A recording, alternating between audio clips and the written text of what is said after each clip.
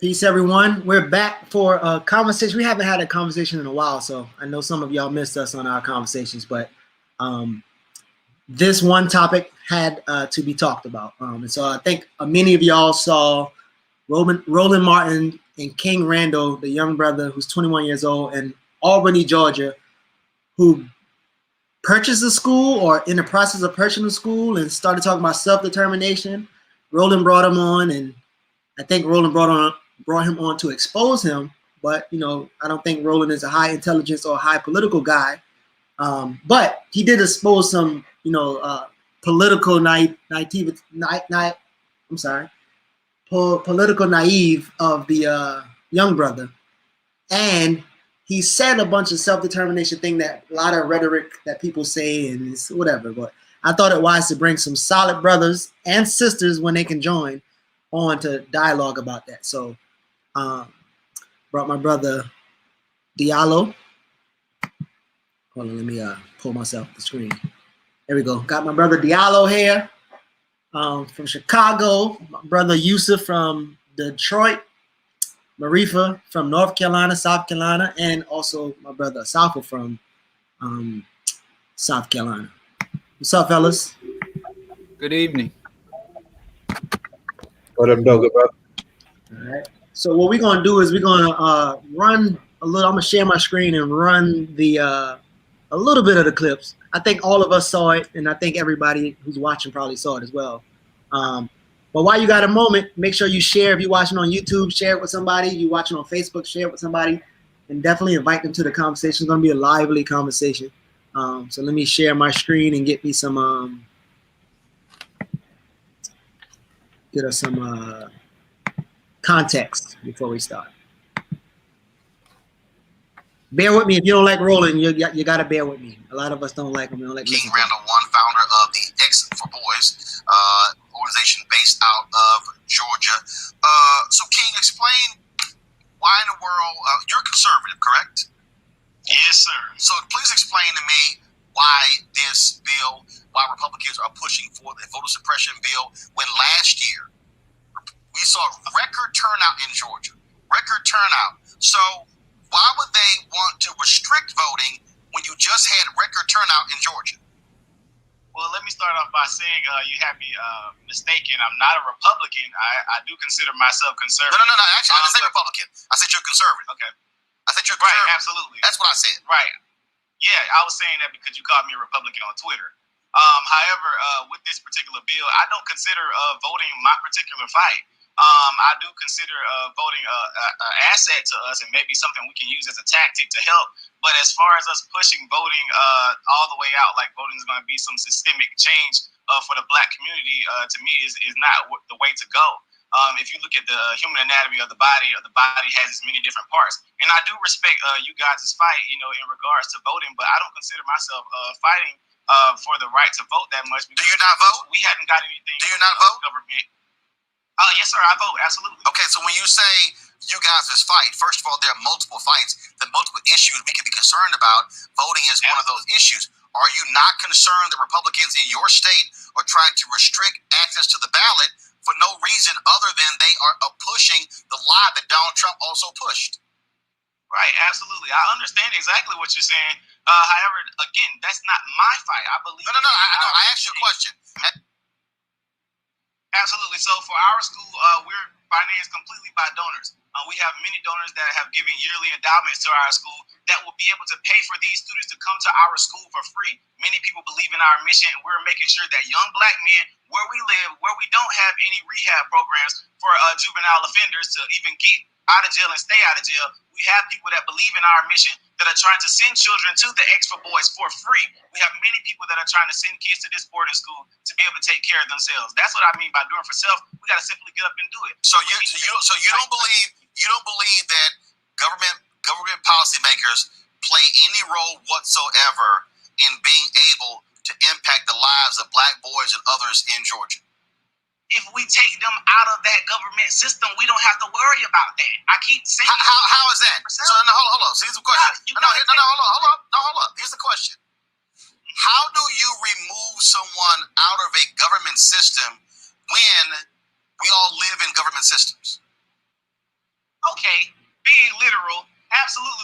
in the government system. Absolutely. However, you can do things to remove most government from your life. How? As far as trying to get yourself out of food stamps, How? to get yourself out of welfare. You got to go work. You got to get jobs. You got to get out here and go and do it. So hold up. So somebody, hold up. So I'm just curious.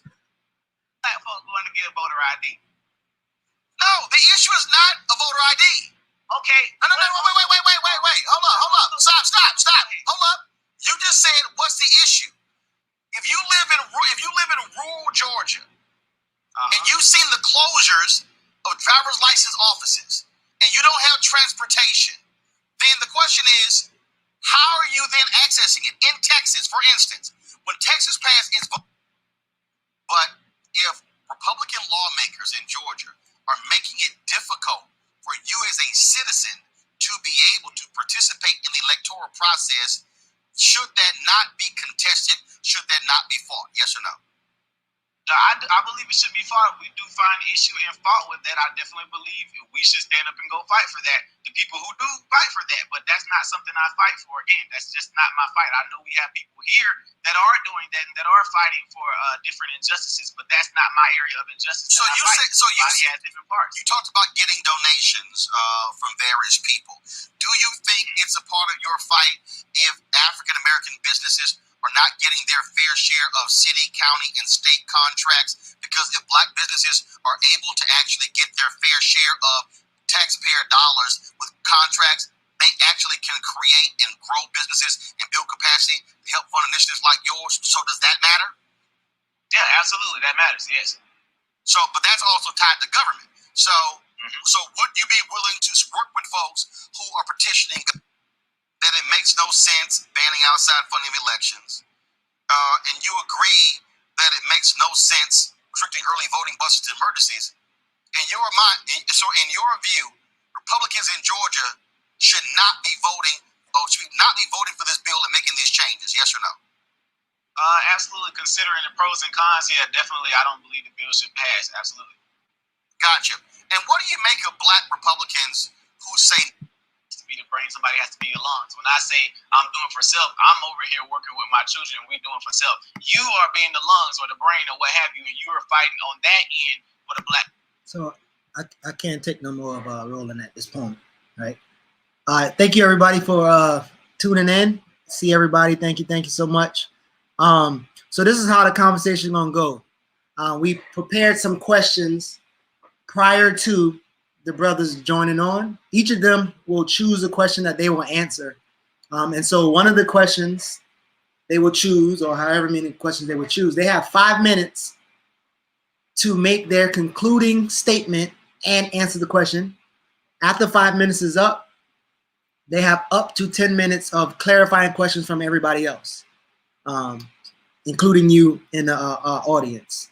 After everybody has went, the second half, if people say some things that don't fly well or some things that need to be challenged, there will be more of a debate in the latter half. But on the first half, we have the prepared questions. So let's see how we're going to do this. We're going to go Asafa Marifa, Yusuf Diallo, right? And Asafa, tell us a question that you're going to go for. You're going to answer. I'm going to put it on the screen and we can get cracking. You got to come off mute though. Everybody, make sure you share this video with your friends, your family, your uncle, people who got self-determination or who got a blue handkerchief in their pocket or a red one, right? They're voters of their whoever. If it's black people, make sure you share this video. That mute button gets me every time, man. Oh yeah, every time. Yeah. Okay, so I'm just seeing these questions. So I'm going to kind of speak off the cuff. I'm looking through these questions now. I guess I'll do give your full critique of the interview of both men and the content they said. Okay, perfect. When you start, I'll start the time. I'm sorry, go ahead. When you start, I'll start the time. Okay. Well, all I'm going to say about the interview itself is that it's pretty much well known. I don't think I'll have too much disagreement in this conversation. My views of Roland Martin are that he's, you know, a longtime media prostitute and a whore for the Democratic Party. And so anything that he says, you kind of have to take with a grain of salt. The young brother, I caution us not to get too hung up in the young brother's call to do for self. You know, and when I was looking at the video, it didn't take really too long to realize that this young brother, even though he was speaking about do for self and self-determination and things like that, he had the rhetoric that we generally attribute to the kind of Pan-Africanist, nationalist, nation-building mindset. But it didn't take too long from some of the things that he was saying to realize that he was, you know, just regurgitating libertarian talking points. And, you know, we have to be extremely careful not to embrace libertarianism, even in our legitimate call for self-determination. You know, and you know, Roland had to, you know, kind of break it down for him, like, you know, there's really no way you're kind of in this system you're going to get this, be completely 100% independent of the system. I don't think that's going to happen. What else? So if you know, if we look at it from an objective standpoint, you know, if we take that brother out of the conversation and put in Rand Paul or Ted Cruz or Lindsey Graham, we would understand what was being said and how devastating, potentially devastating it could be for Black workers and for the Black working class. But those talking points, those libertarian talking points, are being put now in the mouths of Black people, especially Black young people. Okay, and so we don't. A lot of us just don't see we're not making the connection. We're thinking, oh yeah, this brother is all about do for self. He's all about self-determination. What's wrong with that? But so that's pretty much my thoughts of the conversation. Okay, that's cool. So at this point, anybody in the comments or anybody on the panel, you heard what Asafo said about his critique of both groups or both people. Any clarifying questions you want to start off with what Brother Asafo said? You can raise your hand or come off mute and ask your clarifying question. Yes, I have a clarifying question. Okay. Related to the point of tied to government. I get it, but I think because of we don't articulate, it's like one of those, hey, you got to read between the fine print to comprehend what it means. So, Brother Shaka, can you explain more so the point of King, the young brother and Roland, where Roland was trying to trap him up and saying you got to work with government, and what does that look like in pursuit of self-determination? Well, if we look at it, so I believe I look at it from this perspective. The very same people that we often hear that Black people need to be like, oh, we need to be like the Asians, oh, we need to be self-determining like the Jews, oh, we need to be like these different groups that are constantly being pointed out. All of these groups have what they have and have the power or the money or the what they have.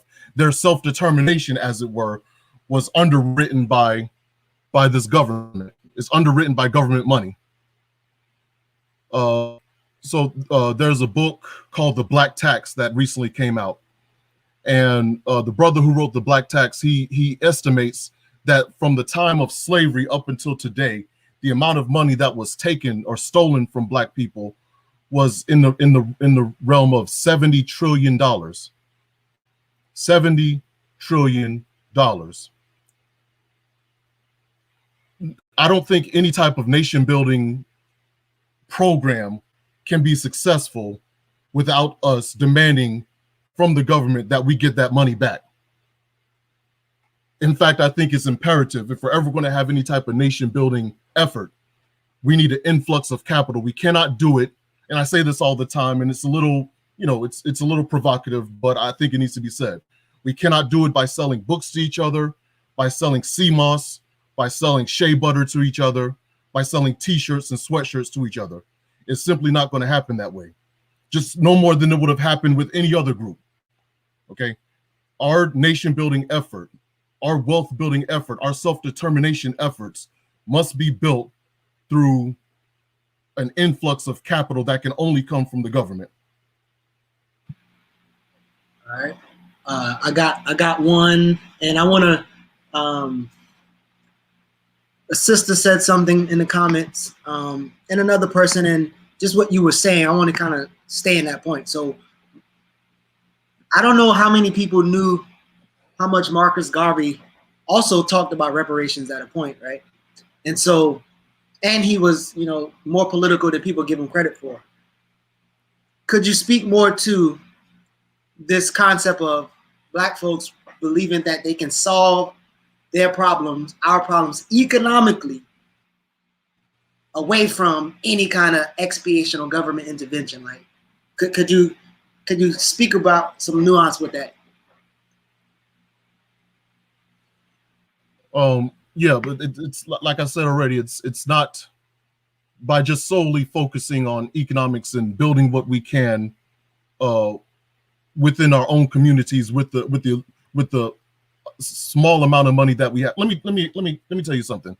And this is why I have a critique of the race first ideology, because for the most part, I think that race first overlooks. In fact, I think it ignores the class antagonisms that exist within our race. Okay.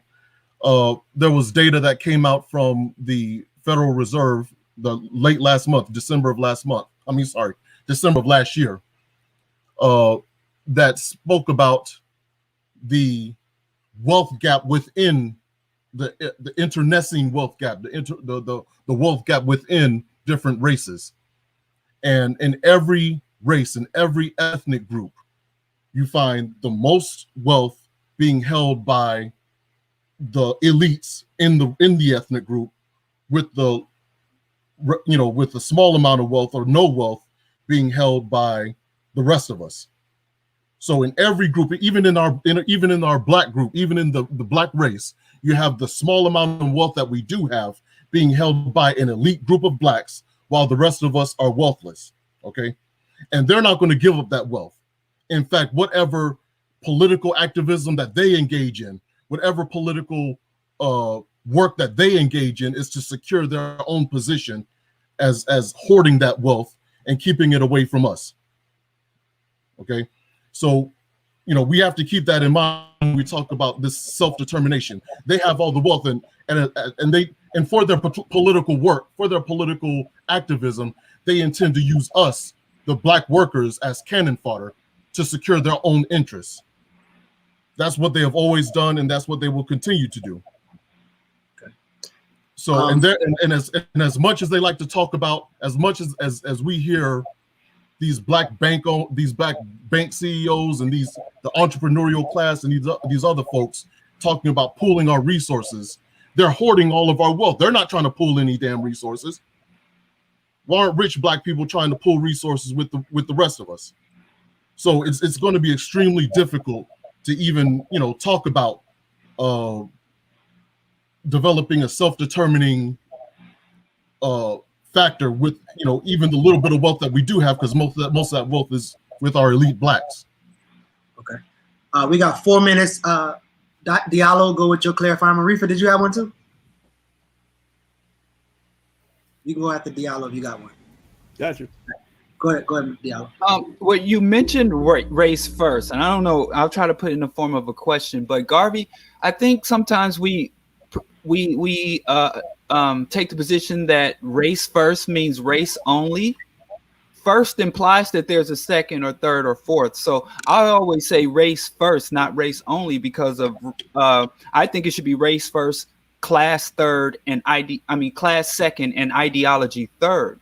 So I just wanted to kind of inject that, because beyond that, I've agreed with absolutely everything you said and couldn't have said it better myself. But in terms of if do you think that there's potential for class solidarity with non-whites, and has there been any sustained, because I know there were successful movements, multiracial movements, has there been any sustained class solidarity with other exploited working class populations from Asia, Europe, or within this country, other exploited groups, even the LGBTQs amongst those groups? But that's it. Like if we do race first, can we do a multiracial, class-centric movement, and it'd be one that is viable for Black people? Yeah, I think with the with your you're telling me to be more nuanced with race first, and I can accept that. I agree with that 100%. I just don't want there to be a complete erasure, if you will, a complete, okay, we're not even going to talk about class. Everyone with Black skin, we're all in this together. We need to, be together. And that's pretty much my critique of race first. But I think to a very significant extent, there can be solidarity, class solidarity, interracial class solidarity, as long as we are politically educated, politically literate enough to understand that our interests come first. And, if there's ever an alliance, there's some things like climate change. There's some things like the stopping the, proliferation of nuclear weapons. There are things like that where I think there would almost have to be some type of alliance made with non-Black people. But, even with that, I think the interests of African people should be first and foremost. And if any alliance gets to the point where African people are having to make compromises, or African people are having to, put their interests on the back burner for the interests of others, I think that's when the alliance should be dissolved or done away with. All right. So Marifa is going to ask this question, and you have a minute and 25 seconds to answer. Okay. I'll try not to be long-winded. All right. First, let me just say that me and Brother Asafo here had a public disagreement where things went left. I take responsibility on my part, my brother. I didn't mean to offend you, disrespect, nothing like that. So I want to do that publicly. That's what brothers do. So my fault. My clarifying. No problem, brother. My only pushback. I'm with Diallo. I agree with almost everything you said. My only issue is the part about essentially getting reparations from the government, and then framing it as, if we don't do that, there's really not much we can do. My only pushback is just, is it a defeatist position to wait on the government to pay us reparations? My personal opinion is they're never going to give us equal value for what we've done. It would defeat the whole purpose of what America is all about. It's what they've built. This is their second greatest creation outside of white Jesus Christ. They're not going to give that up. So is it a defeatist position to essentially wait on the government to give us reparations so we can do what we need to do? Well, I take your point. I think that no one is suggesting, and I hope nothing that I said suggests this. If that's the case, I certainly didn't mean it. I don't think we should wait on anything. I think there should be happening, at the same time, parallel movements. One of self-determining and nation building to the extent that we can. Again, we have limited resources, so to the extent that it is possible, we should be engaging in self-determination while there's a parallel movement going on to seek redress from the government to get policy and things like that. I don't think it's either or. It can be both and, and those, movements can be working, in sync. If you look at the, I'm doing a lecture on Friday about, political literacy, and I kind of I'm not financial literacy, and I kind of take on this idea. Of begging the white man and all like that, and I demonstrate whether you're talking about the Muslim program, the charter of the OAAU, the Black Panther Party's 10-point program and platform, even the SCLC's economic bill of rights. I demonstrate from group to group, and all of their stated beliefs and goals and demands, they all seek redress from the government in some way, shape, or form. Okay, so you talk about the Black Panther Party while we're talking about the clinics, the free food, the Coke giveaways, the breakfast for children. They're doing all of this stuff, which is kind of a self-determination type of piece. They also have a political piece. We're saying, yeah, we're doing all this, but eventually there's going to have to be a final confrontation between us and this white man's government, where we're getting what we're supposed to get from this system. So it's both and. Okay. So remember, anything that y'all need to table for later on after the person's time up, write it down and we can address it. We need to table this right here. Wouldn't we just be empowering the status quo by using their fiat currency? I don't know if he's insinuating Bitcoin or whatever, but we're going to table that one for later on, definitely. All right, so Marifa, go ahead and give me your number question, and then I'll put it up on the screen for you. All right. I'm going to tackle number 6. Okay. Number 6? Yeah. Okay. Do you need me to I don't know. I had the full question, but go ahead. You can read it. Go ahead. When you start off. So King calls himself a conservative who does for self. Is that possible? And what exactly is he conserving? Say word. And what is he saying from your understanding about limiting government? I think the context of the whole conversation is where Roland Martin missed it. He wasn't letting the young brother articulate himself. And the young brother, he's on television maybe for the first time, maybe not used to the lights. He didn't do the greatest job of trying to explain it, but it kept getting cut off. So I think Roland Martin missed it. That's the part I was most disappointed in. Like, Roland Martin, you're the elder on the television. You're supposed to be giving the brother a platform to express what he's doing. It's a positive thing. Might not line up with my ideology as far as what he means by do for self, because our ideologies are different. Again, the question is, he's a conservative. He never expounded on what he meant by conservative. He did later on mention that he wasn't Republican. I think that's what he said, Geechee. Let me know. I think that's what he said, that he's not Republican. So I don't know what he means by conservative. I don't know what he's protecting. I have no idea. It does sound like he's a pull yourself up from the bootstrap type of brother. I'll applaud him for wanting to do something. I wrote down when he, just in his segment when he was talking, and my thought was, if I'm coming from his perspective, who else is going to do it? He's in his city. He's seeing young brothers being miseducated, left for the streets, etc., etc. In his opinion, nothing's happening. So based on what he knew, he said, I'm going to put something together, something to guide these young men. I'll applaud that part all day long. I mean, I'm not sure what the curriculum is. I'm not sure what ideologies he's building in these young brothers, but I will applaud him for putting in the effort. My organizing experience shows me that not many men get involved like that. It's very few. We're the few on this panel. I think we all have stories of, we could talk about the majority of our people. We're not taking it serious. We don't have the urgency, right? So I'll applaud him for that part. I think Roland missed it. He missed the context for it. I don't know what he's conserving. I don't know what he meant by that. I would need the brother to expound on that. I don't know what, even when Black Republicans, you might be watching Black Republicans, I don't know what you're conserving. I don't know what, this isn't built for you. It's not your wealth. There's nothing here for you in this current context.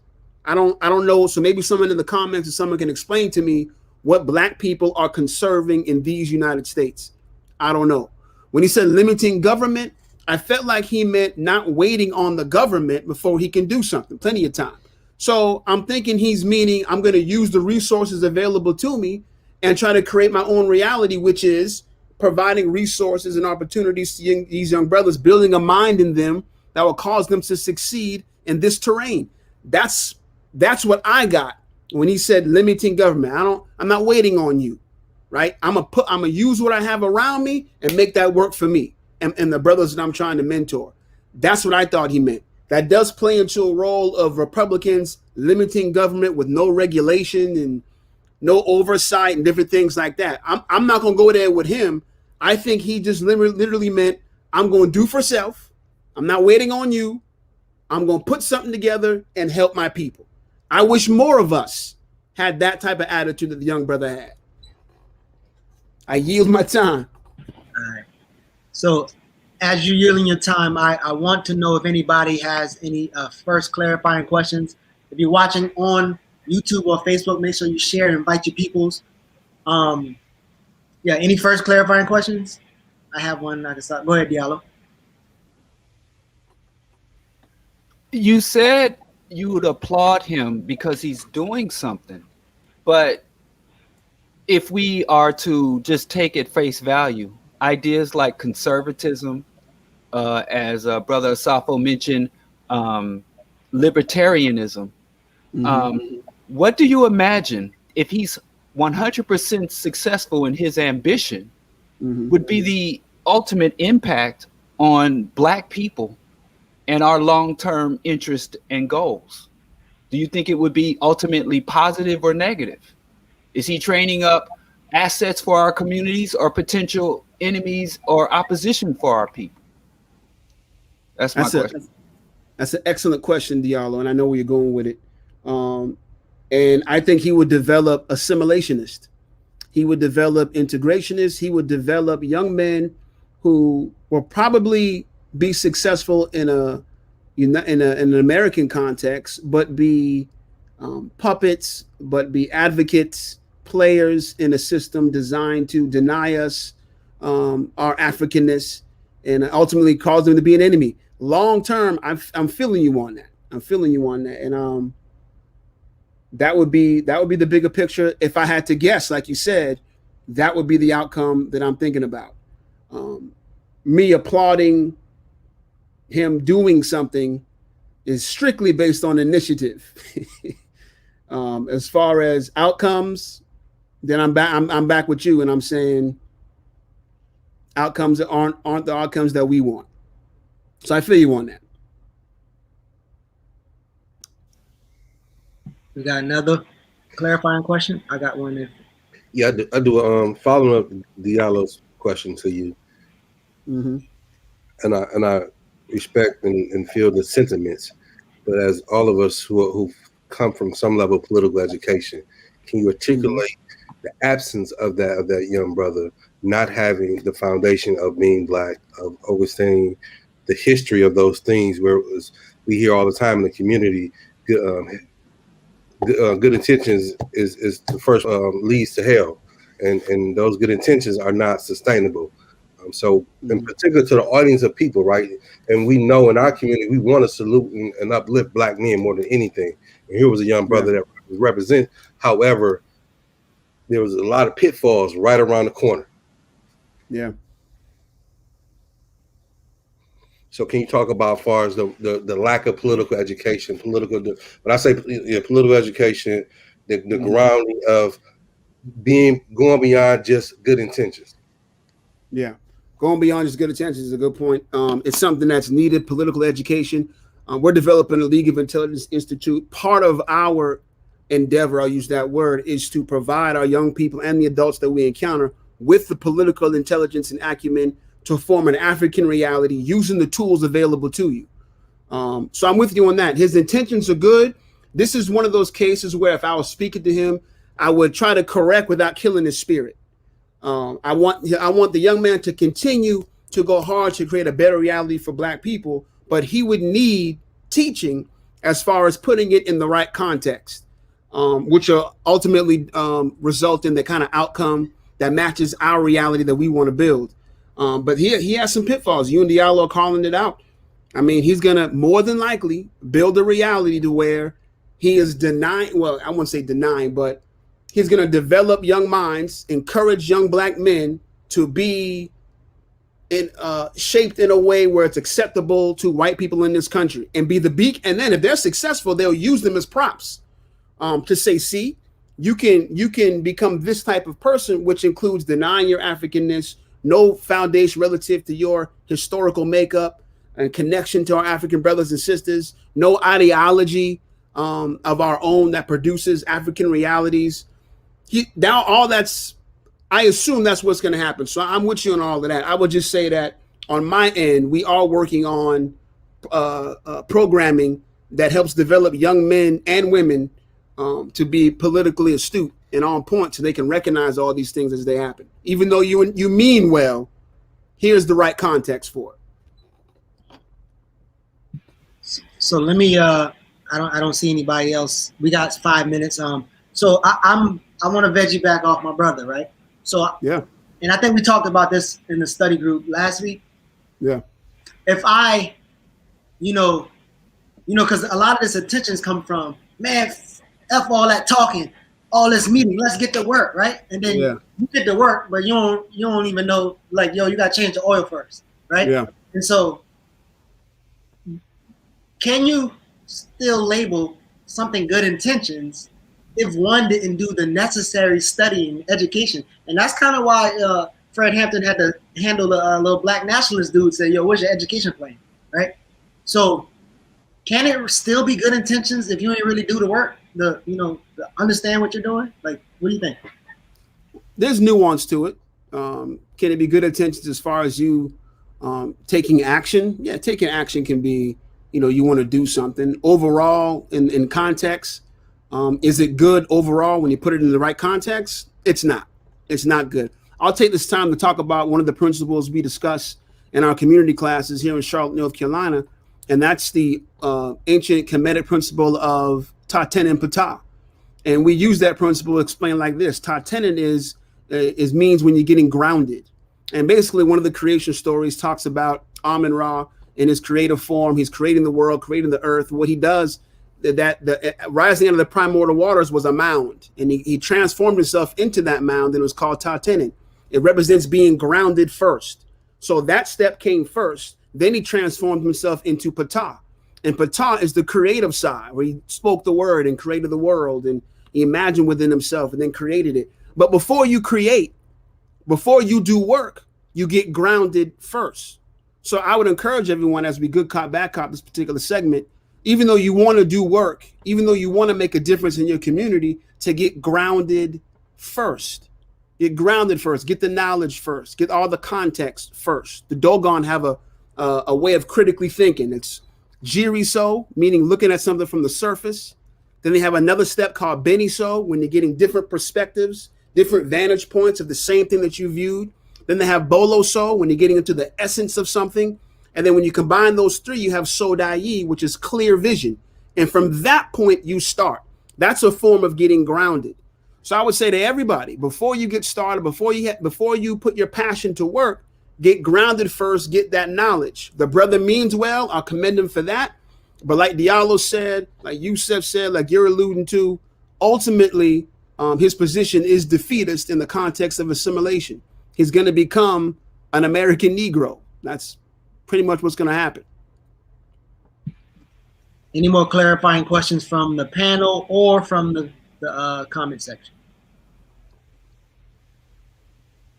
No? Okay. Appreciate everybody. All right. Thank y'all. Thank y'all. All right. So we'll go to Brother Yusuf Diallo, and then we'll finish with our esteemed sister on the first half. So, Brother Yusuf, what question you want to answer? I think it's question 2. All right. Whenever you're ready, I'm on it. I'm ready. So the question of what is self-determination and what do people get wrong about self-determination? My understanding of self-determination is when we think about Nat Turner, when we think about Harriet Tubman, in the sense of Martin Delaney, we are a nation within a nation. We have a right to govern ourselves. That's who we was prior to arriving to America, and that language has gotten lost over the years, and to the point where it's actually self-determination is being done in two folds, like being the ability to meet our immediate needs, governing within our own community, but also long-term being able to separate ourselves, being independent of this government, which is a political struggle, a revolutionary struggle. So self-determination is a revolutionary act. It is tied to an ideology. The ideology is Black nationalism. The ideology could be revolutionary nationalism. The ideology intersects Pan-Africanism.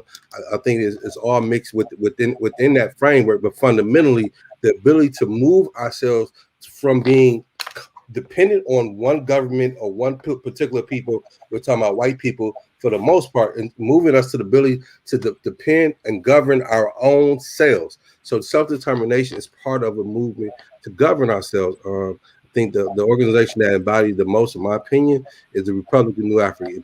It provided a blueprint right here in the United States of America in terms of looking at the southern states of down south, seeing it as our home base, but also having a longer ideology of Pan-Africanism connecting in the diaspora and in Africa.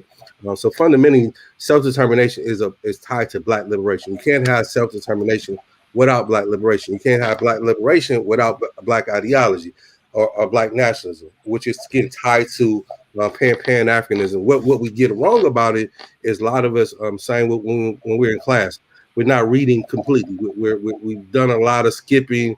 We've done a lot of hijacking of stuff. YouTube is good, but it really has made us lazy in the sense of our readings and our studies.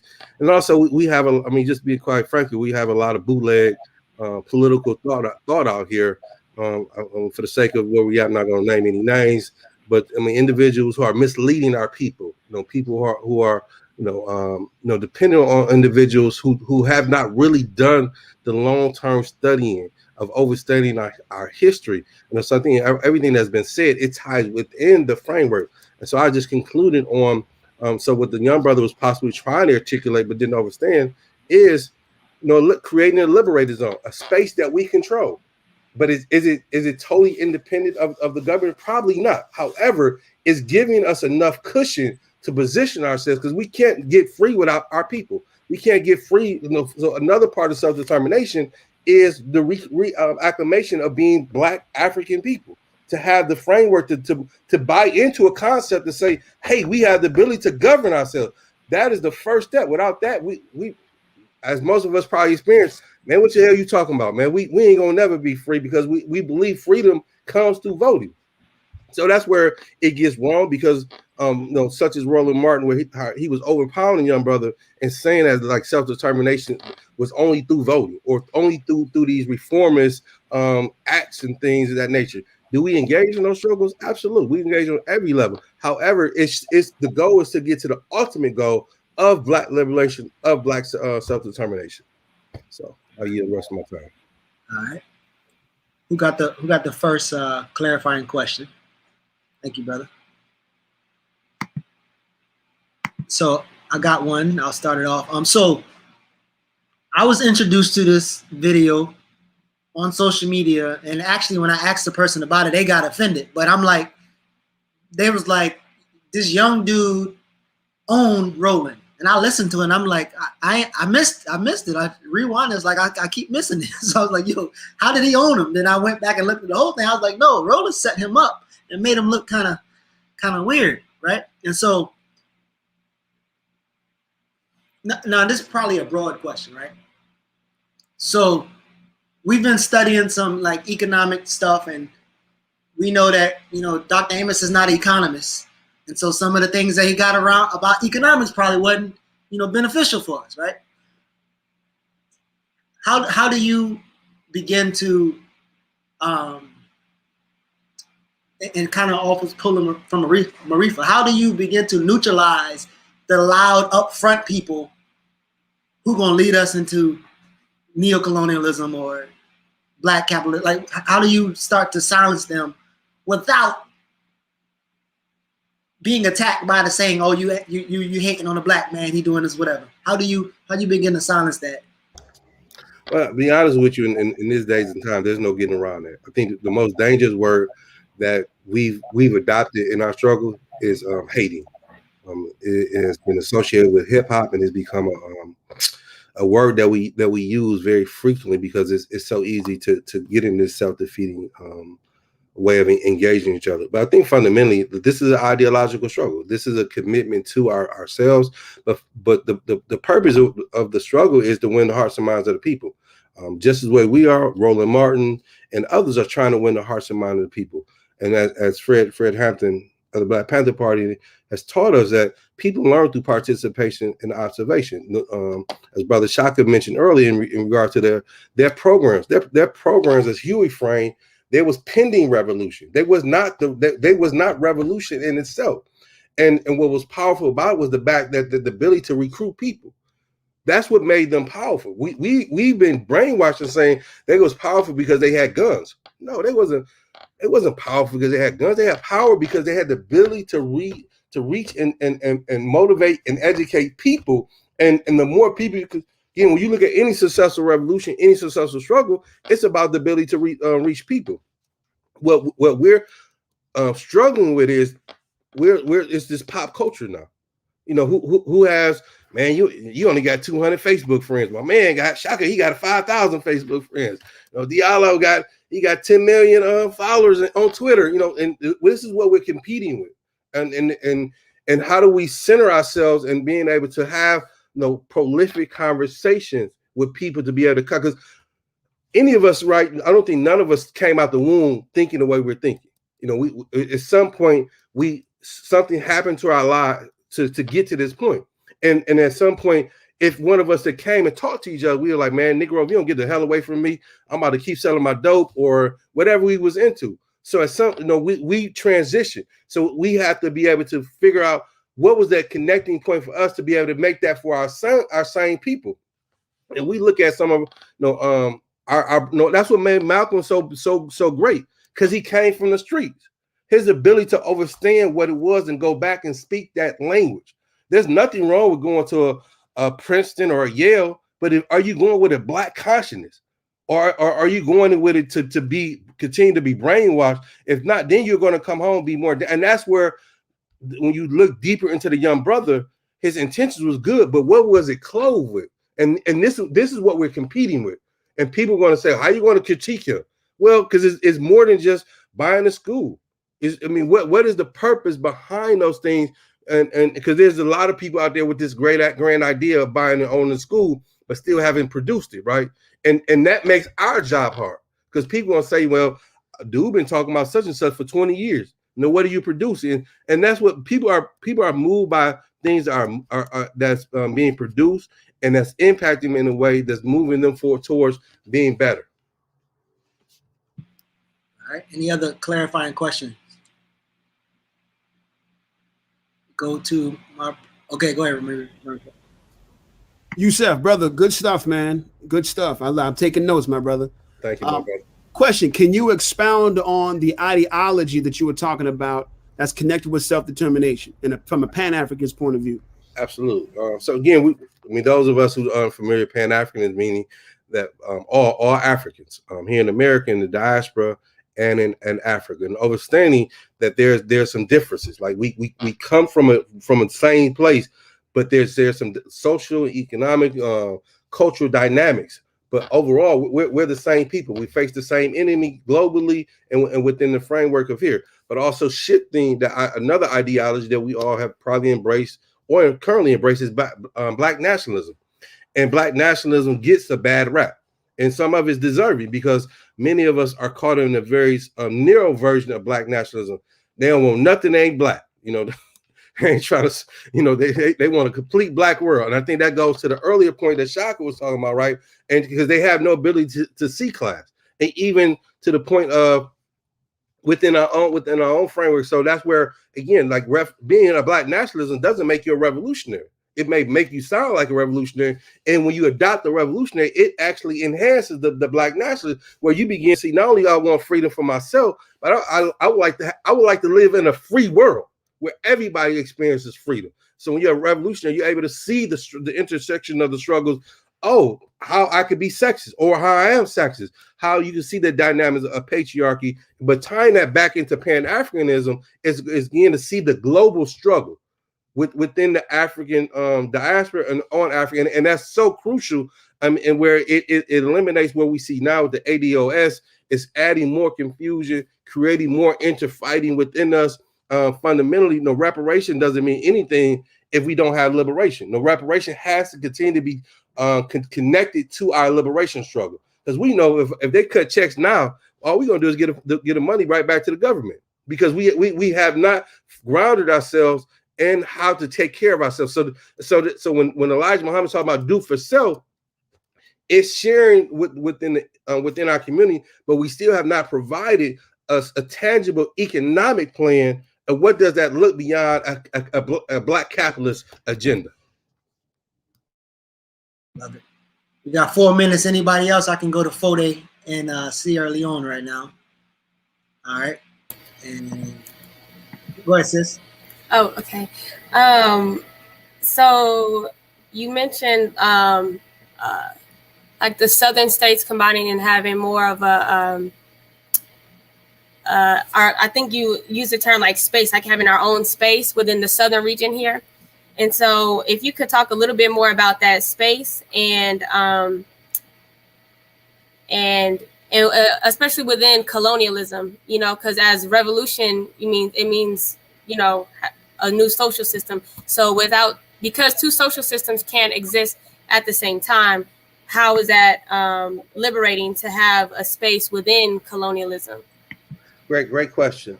So when I'm talking about the 5 states, South Carolina, Georgia, Alabama, Mississippi, and Florida, I'm referring to the New African Independence Movement, the Republic of New Africa, that was founded here in Detroit in 1968, where you had over 100 activists from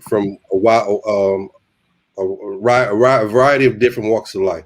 And so again, if we ask each one of us who was born in the United States, hey, where your grandparents from, boy?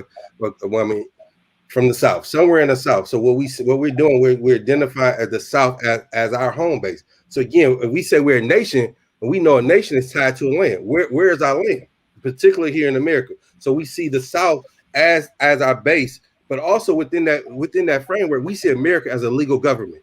We do not recognize the legitimacy of America as by no means. So to the sister point, we're engaging in a political struggle and a political war within the framework, because it can exist, but also helping other folks fight for them. So there's multiple liberation struggles that's going on. Will every black person, African person, participate in this struggle? Probably not. However, we have a right to be free and being self-determined, and that is our homeland. Again, like I said, when we engage in our struggle, that's where we started from. But also when we look at how our ancestors came, that's where they came. You know, all of us, there's 6 of us here, we represent different culture, different ideology, different language. That was our ancestors, and it produced a new nation here in America, and it was called the New African Nation. Not meaning that we're new from the old Africa, but just we're extended tribe. We're extended African tribe here in North America, and also contributing to the liberation here for New Africans in America also contributes. Same thing what we saw in Haiti. If we could have been able to use that momentum, it could have shifted the world. And that's where Pan-Africanism tying in. Like, no, I can't be free while none of y'all ain't free. It's all a common struggle. All right. Any other questions? You can tackle this one in 54 seconds from Brother Fode. In which way can revolutionary black nationalists in the United States and Pan-Africanists on the continent strategically collaborate politically on the international stage? I know that's probably a long question, but if you can knock that out in 54 seconds. I think for me at this stage, values are so important. I think we have to stop coming to the table around who you like this phrase of like-minded people. We need to identify with like-value people. because value trumps like. You guys. I mean, I like that brother. I mean, he's saying some fiery shit, and tomorrow I go do some dumb shit. I don't like him tomorrow. And we see that every day in our struggles, and it leads to petty beefs. But if we're approaching from a value standpoint, it allows for us to get treats. It allows for us to push each other.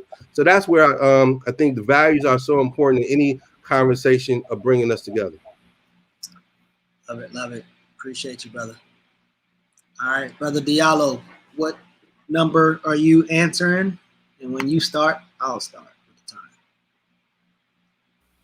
All right, brother Joseph stole my the one I wanted to answer, but I'm glad he did. I think he did better with it than I would have. So I appreciate that he took that one. So I'm going to take one of the remaining ones. Did anyone do number 3? Nope. Okay, then I'll do number 3. We need to. Do I have to say it or just start talking about it? Yeah, if you want to. We need to do for self and stop begging the government. What does that mean, and what is the problem with that statement, if any? Saying that black people beg the government means that you are anti-black. If you are white, then you're a racist. If you are black and you say that black people beg the government, then you are anti-black, you are indoctrinated, and you are afflicted with menticide.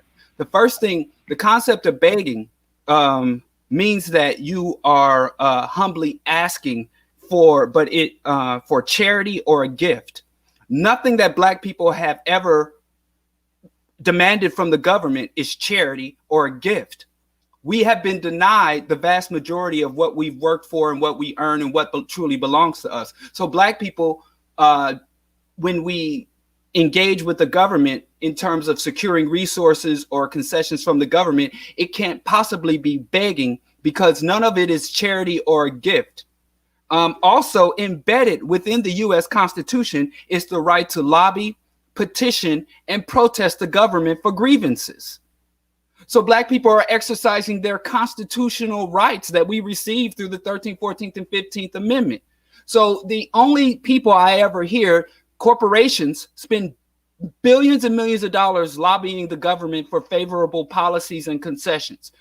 There are diplomats that come from all over the world, China, even from the United States enemies, North Korea, even the Mujahideen, the predecessor to the Taliban, came and sat with Ronald Reagan to secure weapons to fight communism.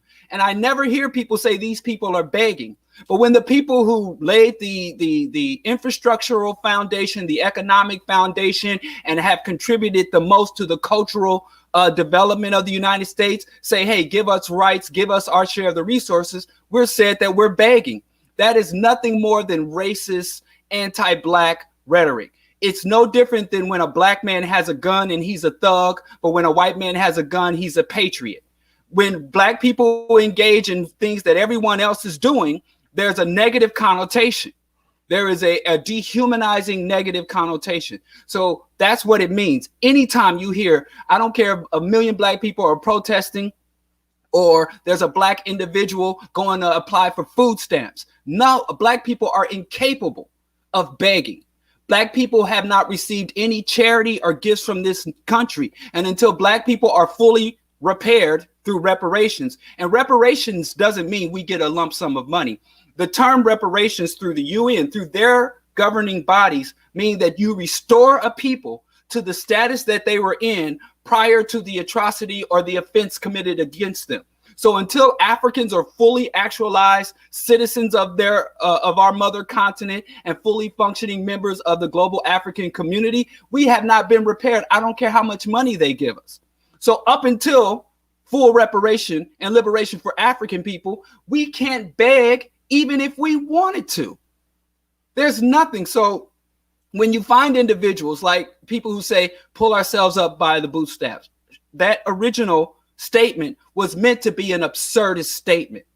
When you when you make that statement, tell someone to pull themselves up for their bootstraps, that is meant to be an insult to the person who is demeaning the person in need. It's not meant as instruction for the person in need because it is literally impossible, physically impossible to pull yourself up by the bootstraps. So any elite or person that tells someone that they are the fool, they are the absurd one, they are the ones who should be dismissed. So in terms of the concept of begging, it would take a monumental transfer of wealth, power, resources, and land for Black people to ever be in a position to beg the government for anything. Everything we get from this government, we don't even have to say thank you or appreciation. And I don't care. And I, as someone who was raised on Section 8, food stamps, Medicaid, and free lunch, I still feel that every Black mother, every Black person should be fully eligible for full health care on demand without apology, full exemption from military service, food stamps, welfare, land grants, 40 acres, and maybe a Ford F-150 because mules ain't really used on the land anymore. But beyond that, anytime we find a Black person within our community saying begging, they should be called out, exposed, isolated, and expelled from our community and movement. Anytime we find a Kraken saying we're beggars, we need to attack them as racist and dehumanizing of African people and our contributions and status in this country. Perfect. Great. Who has the first clarifying question? I think you pretty much hammered that one. Anybody got a first clarifying question? Even if we're coming from the audience. All right, so I got one. So this, obviously there's, we talk about class antagonisms, but obviously there's some ideology antagonisms too. So I want you to go more on this, possibly pro-Black or whatever, but really anti-African or anti-Black with rhetoric, right? Whether it be, the bootstrap thing or the begging, and while you're going into that, like, do you think that people exaggerate this concept of begging? Like cats are really just sitting around waiting for a check. Like, can you kind of go into that a little bit? Even if Black folks sat down and didn't do anything for the next 400 years, it would still not, we would still not be in anywhere coming close to begging or receiving undue process.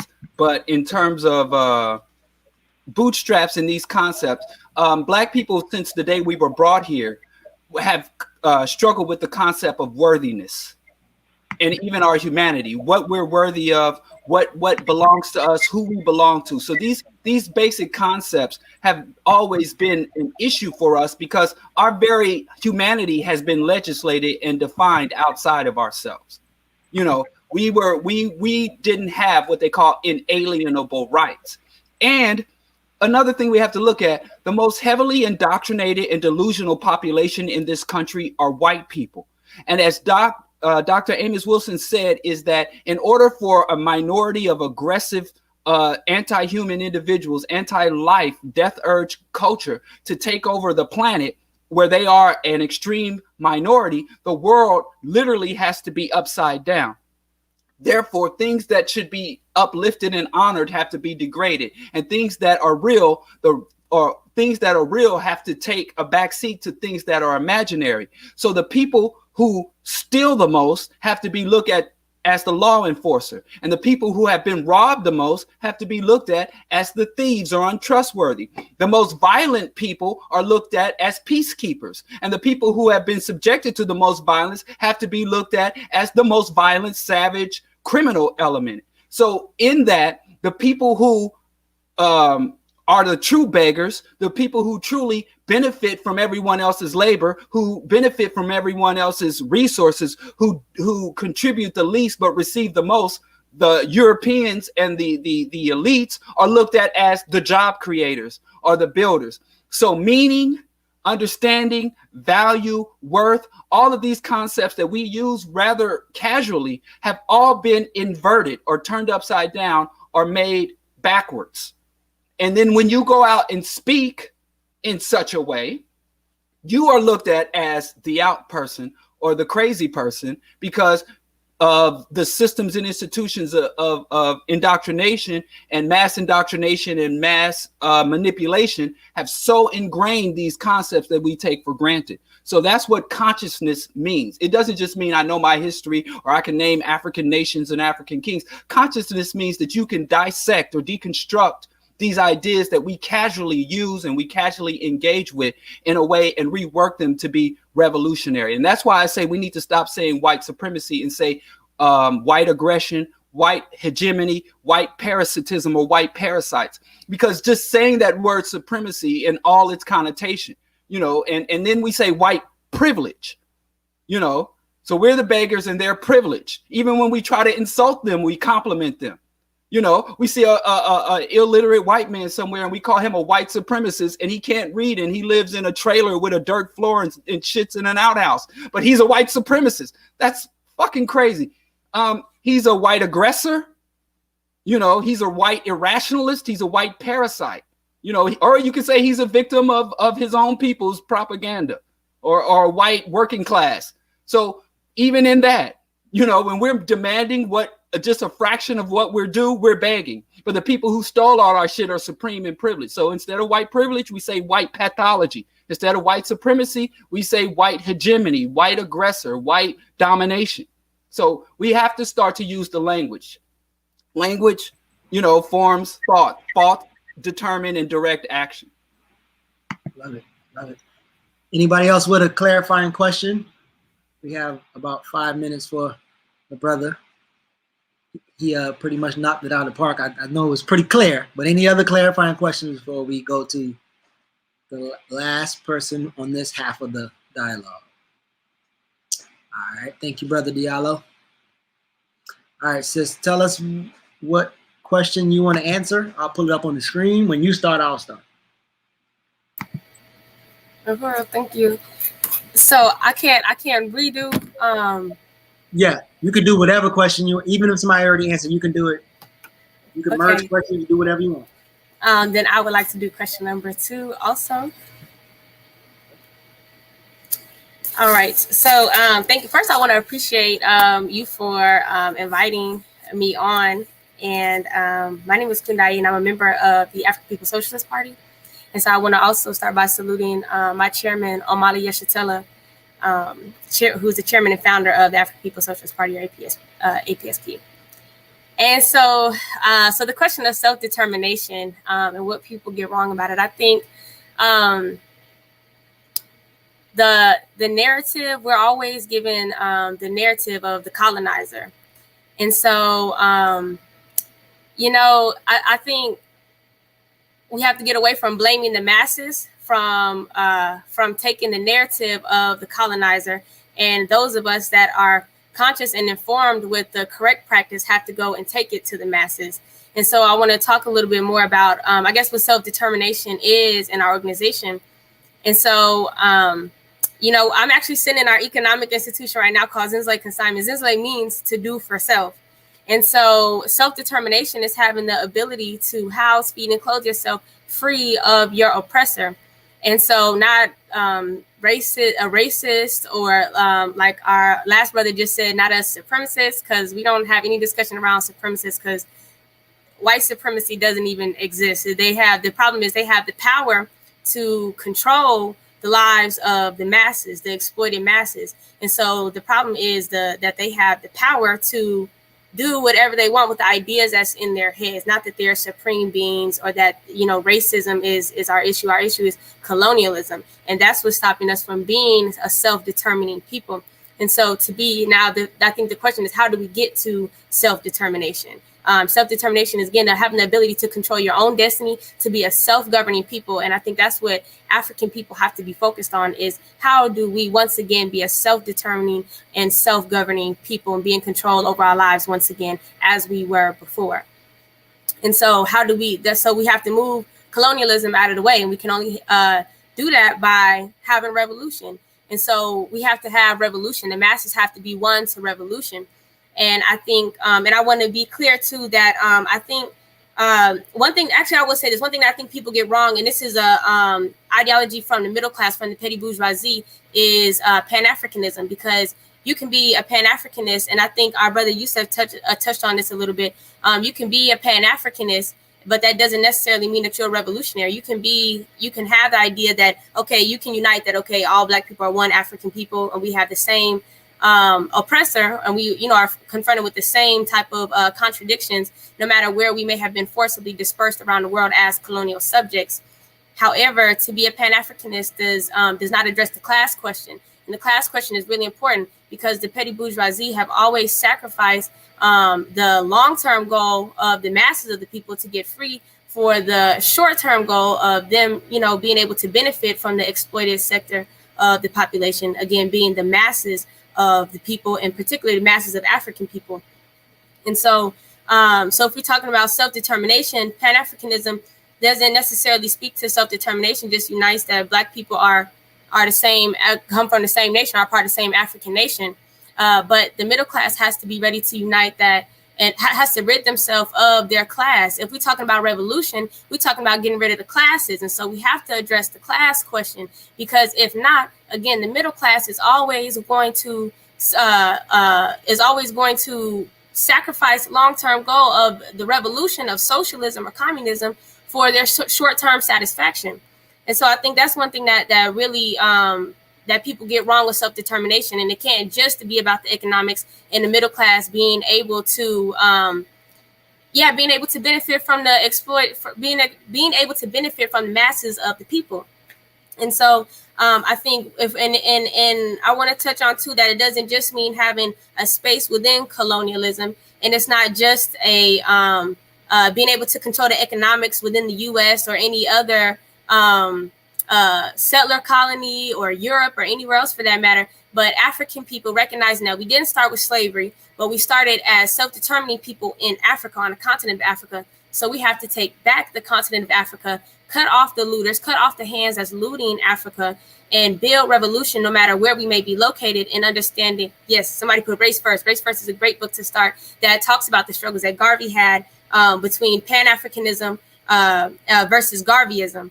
And so the theory that we work off of to get towards revolution and to be self-determining is African internationalism, or Yeshatelism, which is not just the continuation, but the advancement of African fundamentalism, which we learned so much from Garvey. But we can't run into the same contradictions of the class struggle. The class struggle has to be addressed in order, if we want to really be a self-determining people. We have to get rid of the class question and address that, and not kind of just throw it underneath the rug and think that we won't continue to be exploited by the petty bourgeoisie. Thank you. Do we have a first clarifying question? If one don't start, I have one. All right. So one of the things that the young brother, I'm not sure how much of the video or the clips you saw, but one of the things the young brother does is, and this is a common mistake, right? There's people being dominated, these people being sexually molested, these people being victimized. In order to fix the problem, what I'm going to do is teach them how to swim, or I'm going to teach them how to change oil, or some soft skills, or whatever, right?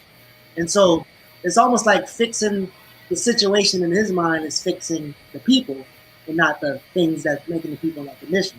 And that leads into this hustle, and I'm a hustler. He talks about being a hustler. And Diallo said this a couple times and triggered some people. I just recently triggered some people. But you talk about class. Can somebody be a millionaire or a billionaire and not be exploitive, parasitic, problematic to African people? No, but that person can commit class suicide and have an interest in building revolution, and their interest be in the masses and not with themselves, just and not just their own personal interest with capital. Because nobody can create resources. Like, the middle class benefits, even if they're African, they benefit from the exploitation of the working class, and the working class is the masses of African people. And so you can't make money without the exploitation under capitalism, in which everybody functions under capitalism, because that's the ruling social system. And so nobody can make money without the exploitation under capitalism now. unless you're negating this whole social system, which there's no way that somebody can be a millionaire and negating capitalism, or a billionaire or whatever, negating capitalism. So you have to, you have to rid yourself of your class interests and unite with the masses of the people. You have to unite with revolution. So I hope that answered the question. Absolutely. Who has another clarifying question? Marifa, do you have one? Not necessarily a clarifying question, just, and this isn't just for you, for the sister, just, but with the class situation, being that we're in capitalism, and no matter how you slice it, you're passively participating in somebody's exploitation. How do y'all balance operating in capitalism, knowing you need money to function in certain areas, with the struggle, with the revolutionary movements that we have to partake in? I see a lot of brothers and sisters get paralyzed by the fact that capitalism is the overarching economic system. So how do you navigate that, being that partly there's some contradiction there as far as participating? I think that's a great question, and that's something that is something that's asked a lot in terms of our economic work, like in our movement. I can't speak for anybody else or any individual, but myself and like what I do. Like I said, I'm sitting right now in an African consignment shop, which is an economic institution, one of 50 economic projects of the Uhuru movement, and so there's a way, it's called, what we call is dual and contending power, where we don't just want to create institutions to rub shoulders with capitalists, right? That just create institutions to create profit for themselves and exploit the masses.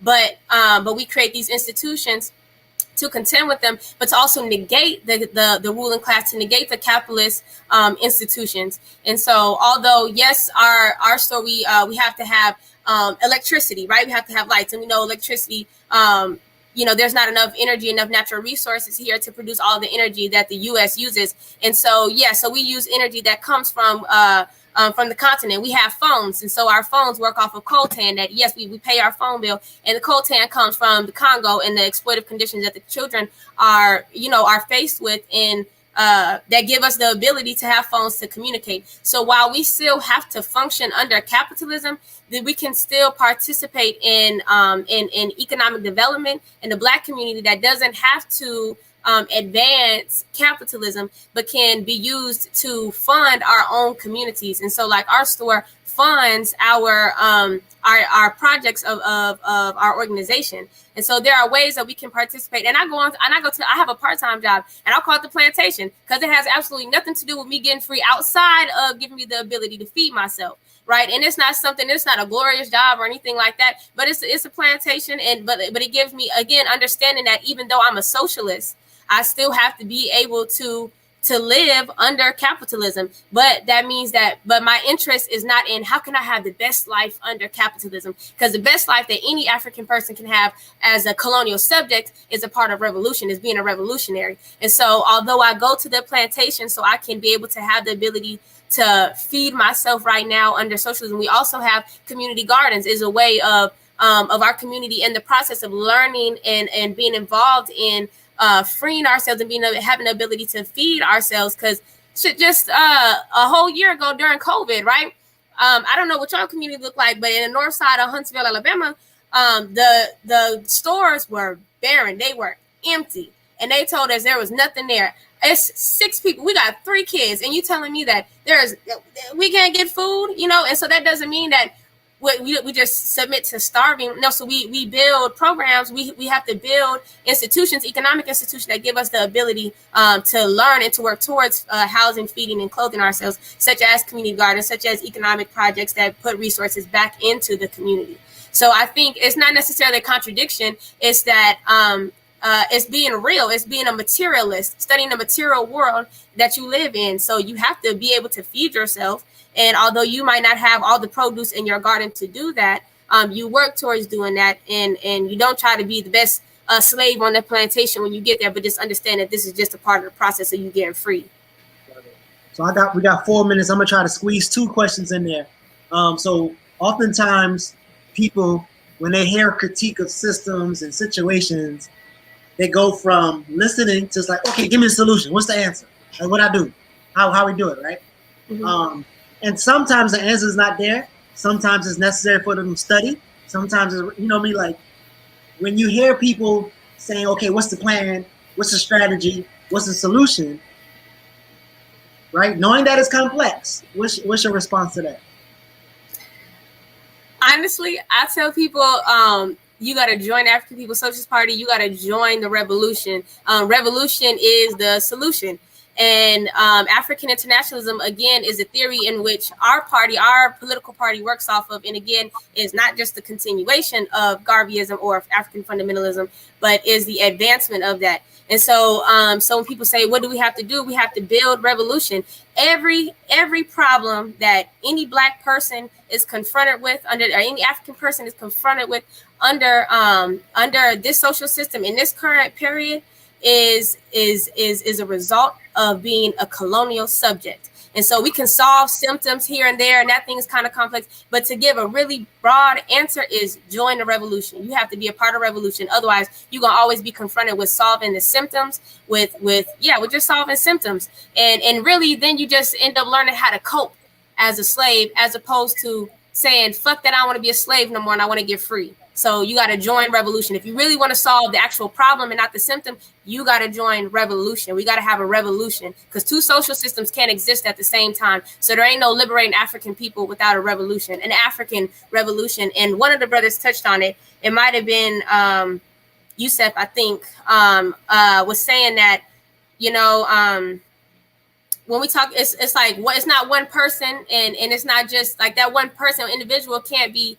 free. And when you talk about being, if you really want to liberate African people, you really talking about liberating the world, right? And so when we talk about revolution, we talk about creating a whole African revolution, not a U.S. Black revolution, not a Haitian revolution, not a Nigerian revolution, but an entire African revolution. Then you're going to end up liberating the world because capitalism can only exist because of the looting and exploitation and the rape and theft of African people and African labor and the continent and the natural resources of Africa. So when you liberate Africa, you liberate the world, and then we can begin to solve all type of problems.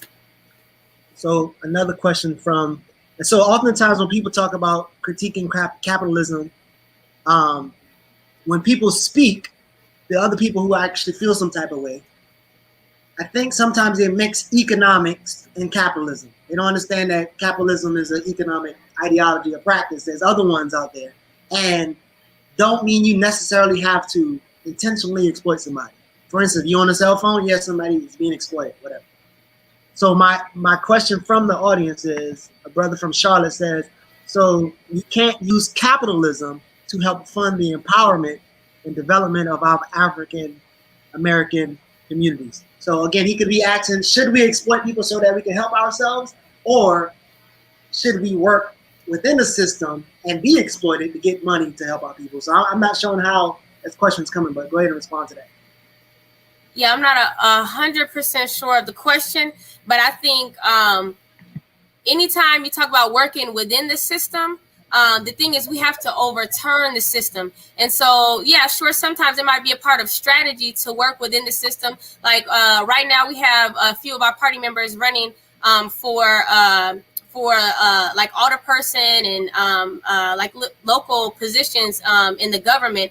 That doesn't mean we want to be politicians or that we want to continue capitalism and save the social system, but it's a strategy of building revolution. It's a strategy of winning the masses, getting the masses to hear a line that's winning and a line that works in their interest. And so everything is just a part of strategy. And so, and like this store, we have to function under capitalism. So we pay taxes, even though we're not the poor, working class African people, we're not represented anywhere in the government. But right now we pay taxes. And so, and we have a Buy Black Power campaign. So our motto in here is we sell to everybody and buy from each other. So if white people or capitalists or even the middle class petty bourgeoisie want to come in here and shop, then that's fine. They can fund the revolution all that they want. But if we make a conscious decision to try to just shop with Black businesses that put Black into the Black community and not Black businesses that support gentrification or just are all about self. But so I'm not 100% sure of the question, but I think if you're asking about do we work within the system? We can, but an individual that's just deciding, oh, let me work within the system is not going to change anything. It has to be tied to a revolutionary process, a revolutionary organization. Otherwise, you're just an individual, not changing a whole lot, but maybe your own personal comfort, or even making yourself feel better about thinking that you're doing something for the people. Love it. So you got about 57 seconds to answer this. I'm not sure if Rhonda heard your response to our capitalists, billionaires or millionaires exploiter, but her question was, does acquiring a large amount of money within the system always mean you are exploiting your people? 57 seconds. Again, unless that's tied to a revolutionary process with a revolutionary organization, then yes, then there's exploiting that's happening. Yeah. So I think, and you got 42 seconds. Anybody else have any clarifying question? You know, I think sometimes if we talk without nuance, like getting a bunch of money, nobody ever talked about how. Like, you know, so did you get a bunch of money, like doing what, right? And so then we could say if it's exploitive or not, but it's hard to be like. Because Garvey, I mean, you look at like Garvey and the Black Ship Star Lines, how much money they raised. And even though that happened under capitalism, it was a way of negating the current social system, the capitalist social system. And so, again, it's all about how and what is that money going to. And so, you know, like our organizations, we can say we raise thousands of dollars each year, but it's not going to fund, it's not going to capitalism not benefiting from this store being open. The people are, you know, our programs benefit from this store. So I think it, like you said, it just depends on how, who, and where the money is going. Love it, love it. So thank you. So that was the first half. We're going to finish up with the last half of, there were things said, especially from the audience or from the group, that you might have disagree with, that you want more information on, or whatever. But, you know, Safo was the first to speak, I think. So you heard a lot. Chime in what you feel, what you heard, questions or any challenges, and we'll finish out the second half of it. I remember the mute button this time. So there was a question earlier that someone asked. I didn't want to get away from it. It was asked during my time about fiat currency or something like that. Oh, perfect. How about this? This is what I want you to do. I want you to address the fiat currency one, and then also Rhonda's last question about obtaining a larger amount of money without exploitation, which is beautiful when we talk about this conversation, because again, people are antagonistic against political organization and demanding what's owed to you versus circulating the dollar or whatever. So I think he said, there we go. He said this: wouldn't we just be empowering the status quo by using their fiat currency? That sounds interesting until you realize that what money are you using if they don't give you the money? Like, are you using pitching stones or bar? I don't know, but go ahead. You can answer that one, and then throw in around the question too. So, getting into currency and things like that, we can have that conversation. But I'll say this. I know we're all familiar with the recent United Nations report where there was a special rapporteur who was sent by the United Nations to the United States to study poverty in the United States. And he found that there's increasing numbers of areas throughout the United States where there are people who are living in third world levels of poverty, and I put that in quotation marks, of $2 a day. Okay, there are parts of the Black communities in Alabama and Mississippi where there's open sewage, in their yards because there's not enough, there's not enough money or what have you, or the government just doesn't give a damn about developing the infrastructure in these areas. We have an increasing number of areas throughout the nation that are now just being characterized as sacrifice zones. These areas that have been completely left behind in the new neoliberal world order, in the new neoliberal national and international order. I bring all that up to say this. we need something in place, of movement that addresses these things. Okay. We need something in place that can, help build this type of infrastructure and deal with the people's problems now, today. My son, and I don't really bring this up too much anymore. I used to talk about it all the time, but my son has sickle cell anemia, and he had to have a surgery on his left eye, where if he didn't have this surgery, he would have gone blind in his left eye eventually. He would have reached adulthood without going blind. Okay. I know I would not have had enough money to pay for that surgery. Me or his mother would have had enough money to pay for that surgery. We would have gone bankrupt trying to keep our baby from going blind. We would go bankrupt, trying to keep our son from dying an early death, a painful death from sickle cell anemia. We have to have a system in place and a movement in place that secures the resources necessary to ensure that Khalil and all the other babies are able to have what they need to be healthy, to not die of these diseases, where we're able to build an infrastructure in our communities, where there's not open sewage in our communities, where we're not dying of the diseases that people in the third world are dying from, and all these other things, and we need to work towards that, and there has to be a revolution. I'm in agreement. There has to be a revolution. Okay, we're not going to get around that. We're not going to escape that. But now people need their lights on when the snowstorm happens. They need to be able to have heat. Right now, they need to be able to eat. Right now, my son needs a sickle cell treatment. Right now, people need to get the sewage out of their yards. Okay, so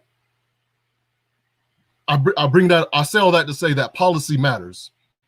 And with our movement, as broad as it can be, as broad as it should be, as all-encompassing as it should be, as revolutionary as it should be, we have to keep in mind that policy is also a fundamental aspect of what we need in the short term.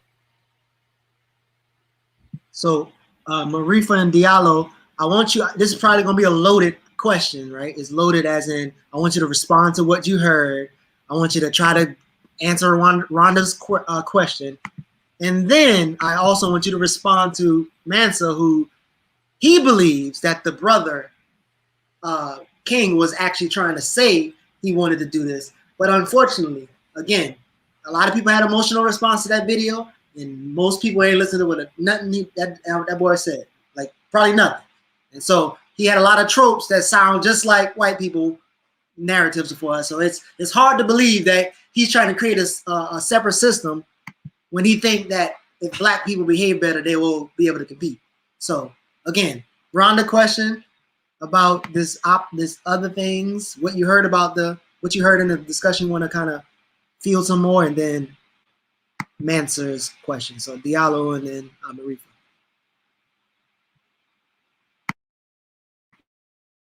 Come off mute, Diallo. He's not trying to solve problems. Anytime there's a problem, there's a pretty much a basic scientific process to addressing a problem. And the first step to addressing a problem is a diagnosis. And you can go into a medical treatment and get the best, highest quality treatment in the world. But if you have a herniated disc and you receive the best cancer treatment, not only will it not address your problem, it will also exacerbate or make your issue worse. So because this young man has failed to properly diagnose, evaluate, critique what the problem is, you can't get brothers off the street and keep them off the street if you have not properly defined why they are in the street and what keeps them in the street. So he is not a problem solver. He is not an asset to our community. He is a potential threat. He is an asset to the systems and institutions of global white domination. That's how I define him. I define him as an active and invigorated liability for any thing that could be determined as long-term progress. And what I call people like him is a vector. When you have a disease or when you are a victim of oppression, I call you a victim. And I think victims deserve sympathy.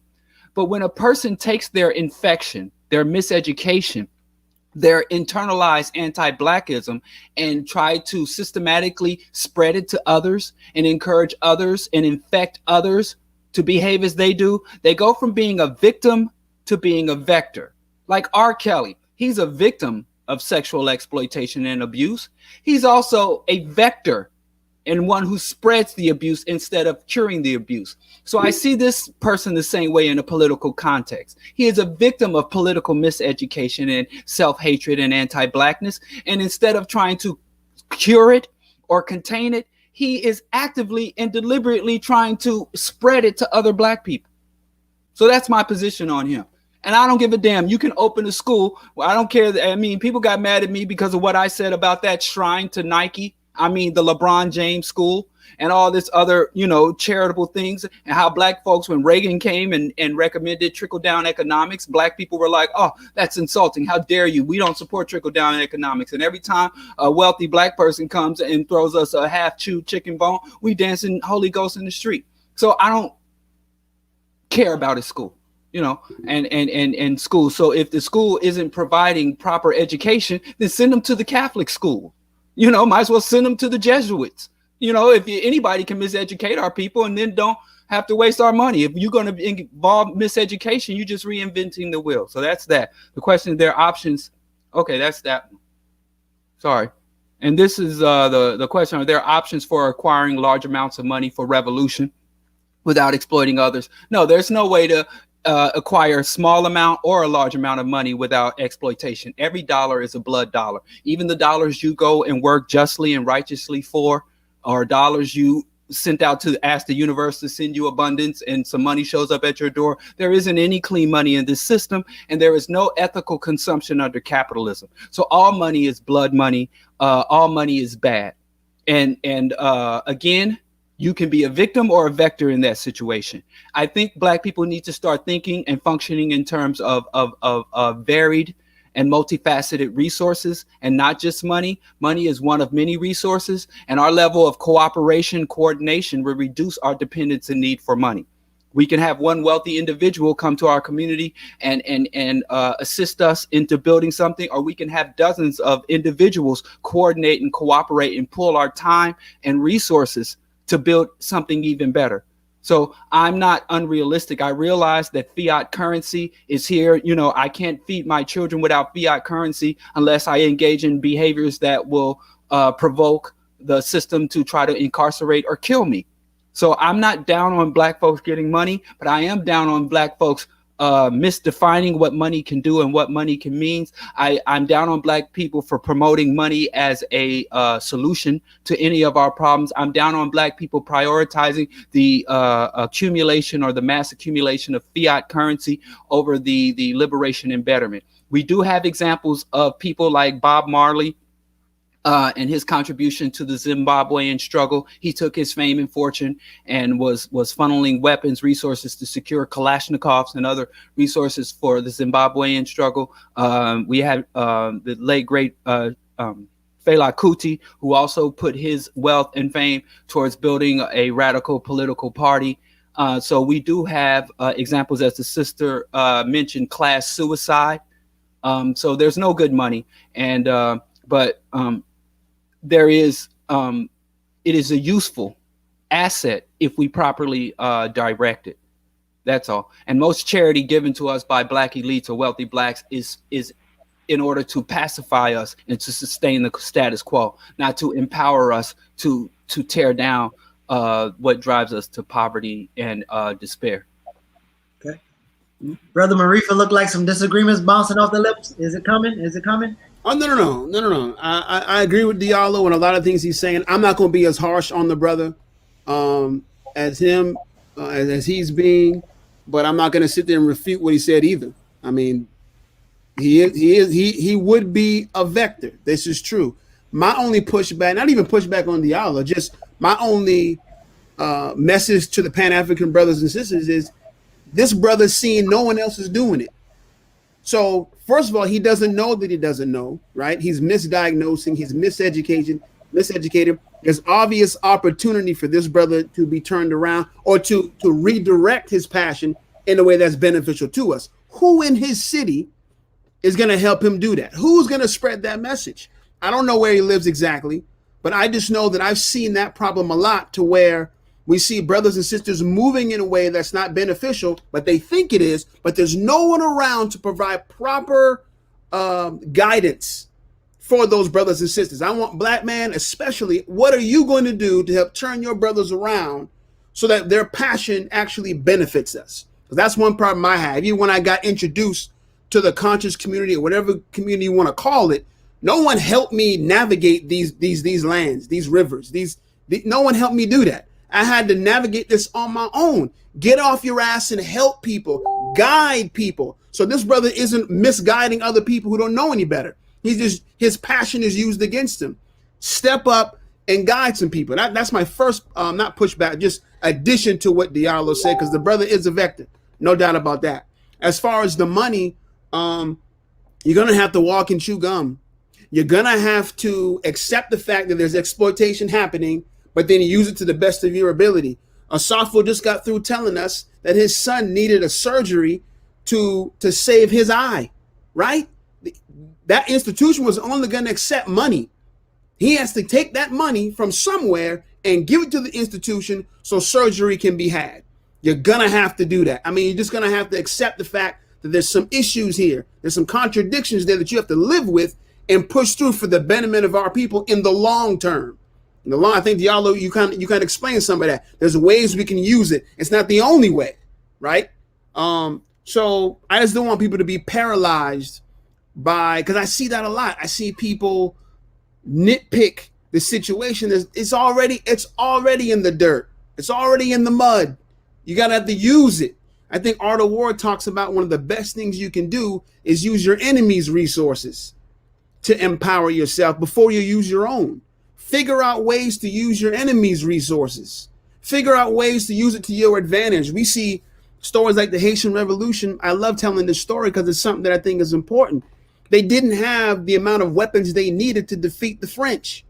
But yet, here come the British. The British want to attack the island and take over the slave industry on that island from the French. Toussaint Louverture and the rest of them knew they were coming. They intentionally teamed up with the Spanish, who openly said, we want to enslave you. They said it. We're going to enslave you, right? They joined their military, got access to their weapons, fought side by side with the Spanish to beat the British. Soon as they beat the British, what do? They take those same weapons they got access to and kill all the Spanish. Now they're fully prepared to take on the French. I think they're coming for the second time, a superpower at that time, to defeat them. They had to do what they had to do for a season of time, using the enemy's resources to their advantage in order to strengthen themselves. I think that's the same thing we have to do here. We're going to have to bite it a little bit, walk and chew gum, use the enemy's resources, knowing overall it's a BS system that's exploitive, but use what we can, get strong, and then overturn it. Everyone isn't on that. Everyone isn't on that wave. I understand that. But, that's just one alternative now to using their money. Diallo talked about there's other areas we can get into, which I agree with. Just on the money side, don't let that paralyze you to where you don't do anything because you're playing an ethics game with an enemy that don't care about ethics, don't care about morals. He'll kill you regardless, right? So we can kind of take off from the Maroons who did what they had to do. It's not in their culture to kill people, but guess what they did? They killed people for their liberation and their freedom. I have to. He froze for a second. I think he'll jump back on in a moment. Okay. I have to push back on the fact that the concept of he's doing something. Well, your initial statement in terms of the brother is doing something. I spoke earlier about black people in terms of our value and worth. Now, if this dude went to any other community and says, I see problems, if he went to a white community that's suffering from an opioid crisis, if he went to the Asian community that's experiencing a new slew of anti-Asian hate crimes, if he went to the Arab American community that's been under for almost 2 decades, and anti-Islamic, and he says, I'm going to start a school, no one would applaud him. The first thing they'd say is, where are your credentials? Show us your curriculum. If someone comes to our community and say, well, I'm here to help, we always feel that we're obligated to roll out the red carpet for them and not do any level of vetting. You know, that's true. Your desire to open a school, and to hell with your desire to want to help our people. If you, and I know that we're under distress. I know that, and I acknowledge it. But if you're on the road with a broken down car, and I pull my car over behind you and say, brother, I'm here to help you, and you be like, I appreciate that. And then I take out a sledgehammer and start banging on your hood of your car. Yeah. Who cares about the desire I had to help if I don't know what the hell I'm doing, or if what I'm doing is making the situation worse? What are his qualifications and credentials? Under what terms and conditions? What are his deliverables? Who will be there to evaluate him? Does he have any scholars? Does he have any administrators on deck? I mean, we literally dance it because we don't think we're worthy of that. We don't think that we're worthy of that. And I see a lot of black folks go into white institutions. Like, if you could have black folks working at white corporations or at a government office, and a brother show up and say, I got this idea, and they're going to be like, well, you're going to have to demonstrate that you are worthy to do this, that you're capable of doing this, and we will have oversight, and we will be evaluating, and every year you're going to have to come before us and recertify. But this guy's like, I want to do a school to help people, and anybody who criticizes him is a hater. Even though he said some extremely problematic, I'm not saying you, I'm saying that's what people out there are saying, that he destroyed Roland Martin. So I say, your desire is good. But me, as someone who's been in the engaged in the liberation struggle since I was 14 years old, you don't come to the community without capability. And first thing, he maybe should have went to the community and say, well, what can I do? Instead of coming and say, this is what I'm going to do. And if you got an idea, and I ain't even saying formal education and formal credentials, but you better have something on deck. So, and from that point of view, I don't think he's a good person because he has a desire or a claim to want to do something good. Hell, our oppressors come to the hood every day. I hear on the south side of Chicago, I can't walk a block without some hustler, without some charlatan, without some cult leader telling me about how he's going to do good, or telling the community about how he wants to do something good in the community. You know, how many more times we going to fall for that? So no, the black community is worthy to demand, even though we're impoverished, we're oppressed, we're desperate, we have deficit. Even from that point of view, even when my mother take me to the hospital with Medicaid, and she's able to say, you know, what procedure are you doing on my son? What are your credentials to the healthcare provider? And he can say, well, you're on Medicaid. How dare you question me? You're lucky to be here. We need to stop that. We self-determination. We determine that anybody that's going to do anything for us or on our behalf has to demonstrate at least a base level competency and be under and be accountable to us on all levels through all stages of their project or whatever they want to do. So I'm not. Real quick. I don't know. I think Brother Roland Martin got me cut off. He pulled the plug on my. No, but Yusuf, I don't know if you went, but I want to hear, because in this struggle and organizing, like, there's people new to the movement, and there's people a little bit older, there's people whatever, and it's this undying love for Black folks, right? Including the Black folks like Mabuntu and the brother who got Sankara killed and some more of a shit. Like, can we please talk about traitors, collaborators, right? You know, I think about the Haitian Revolution is Congo Mandela, get rid of the other people, the enemies, Congo Bafiote, the collaborators, and Najoki, the system. So getting rid of all of it. Can you kind of speak to this tug of war with dealing with our traitors and people who are collaborators and counter-revolutionary and all these other things? So I think the conversation that we've already been having has alluded to that, and this question is more so being directive. And I mean, the conversation around money. We know, as someone mentioned earlier, in terms of being a worthless, being an oppressed person, the fact that you can come in and you can offer someone some money, right? And the fact that you don't have values position you to be a trader when you don't even think that you're being a trader. We saw that in William O'Neill. We see that in numerous other happens in a lot of different ways. So part of being able to like wrestling with capitalism and making a difference between capitalism and capital, making a difference between your just being intentional, but understanding you can be intentional, but are you committed? Are you dedicated? Have you done the internal work? So the word revolution is continuing to be thrown out there. As Malcolm said, until we understand what the word revolution means, we should not even use it. Revolution could be bloody. Revolution could be multiple things, but we have to truly comprehend it. And as we comprehend it, we have to internalize it. And once we internalize it, it can begin to externalize itself in our communities. But fundamentally, how do we close our ranks? We know as African Black people, we're very spiritual people. We know that we history has bear witness to that. And for some reason, we get soft and whatnot. But because of our inability to be critical, we have organizations popping up, we have individuals popping up all the time.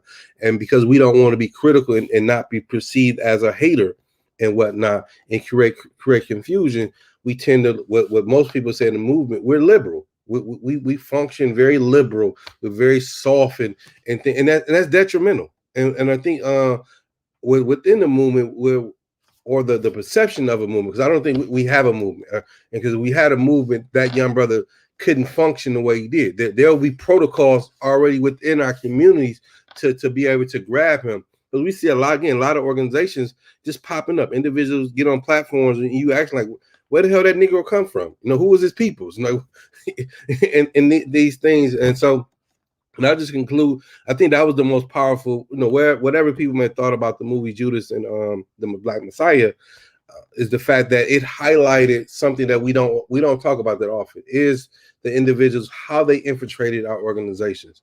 And so one of the things that I've read was a book called Secure Communication. How do we practice that? The movie, the Battle Algiers, that movie really framework. Like we talk about struggle. We don't know what a struggle is. We don't. When I'm talking about, because it's intense. It's intense in the sense of you breaking sales. There's casual development. There's different levels to struggle. Struggles can go on, 50, 40, 100 years. We want that Instagram microwave type of shit, and that's where that type of mentality leads to what we call traitors, betrayal, and there's different nuances to it. So we need to go back to the drawing board and understand that this is a protracted struggle. I mean, even to the fact, like, first thing we get emotional, mad, we go to Twitter, or we go to Facebook, and we wonder, like, how do they know what they say in the street? Well, you told on yourself.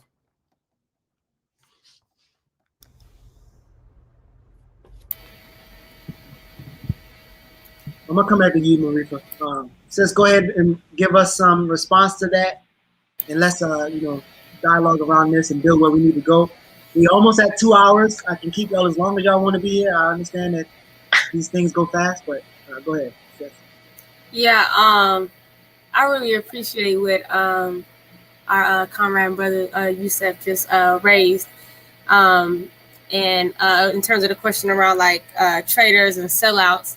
And sometimes, and I think I heard it spoke to earlier around the brother around, not knowing, thinking that he's being helpful, but is maybe not. And so you have opportunists, and that can be conscious of what they're doing. And then you have honest opportunists too, but at the end of the day, it's still an opportunist.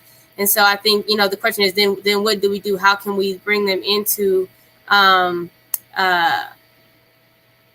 can we bring them into revolutionary work that's going to, that we can benefit from, that's going to move our people forward, that's going to advance our communities.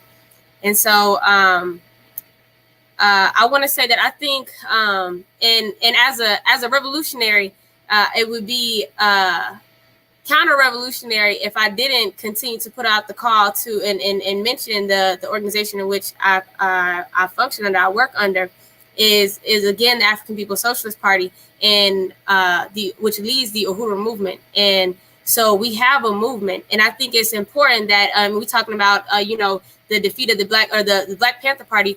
We have to understand that the Black Power movement of the 60s was defeated. And our chairman, Omali Yeshitela, was a part of that and says that over and over again that movement was defeated. And we have to understand that. And so we building again, we have to build revolution. And it's not like we kind of just moving off of the momentum of the 60s. It was defeated. And so now how do we put it back out front? And so it's a different type of struggle. We have to get creative. Again, mention the art of revolution. We have to we have to get creative and look at the different ways that we can reach our people. And I want to really appreciate the brilliance of Chairman Omali Yeshitela by creating. So we have, again, I'm a part of a revolutionary organization, but everybody won't be ready for revolution, and everybody don't want to consider themselves a socialist or be a revolution. And that's okay for right now because of the terrain. And so we have mass organizations in which people can function under. And so with a brother that has the son with sickle cell disease, I really want to salute you and your partner for being able to, to just processing through that and not taking on this self type of understanding of what's happening, but realizing that we gotta the people, we have to be able to care for ourselves. And so although it is a protracted struggle, and although we are working to build revolution to overturn the system, our mass organizations within the Uhuru movement work to address the current contradictions in which Black people are faced with, because this system puts so many barriers in front of our face, so many imperialist imposed diseases, and can't pay your light bills, can't you, like you said, we got sewer in the yards, and we create mass organizations to address those contradictions, because even after revolution, contradictions are going to exist, but we have to be able to have the capacity and knowledge to be able to overturn those contradictions, again, free of any outside force. And so our mass organizations address that. And while our party always has the trajectory and the ideology of the end goal of revolution. And so, yes, so reforms and policies we can work towards, because we have to fight for the few democratic rights that we have underneath this system. But that can't be it. We have to also be on the long term. We can't sacrifice the short term goal of, of having wins under the social system, but also remember the long term goal of revolution, of being a self-determining people. And so the Uhuru movement is addressing all of that, but we don't hear that because we can,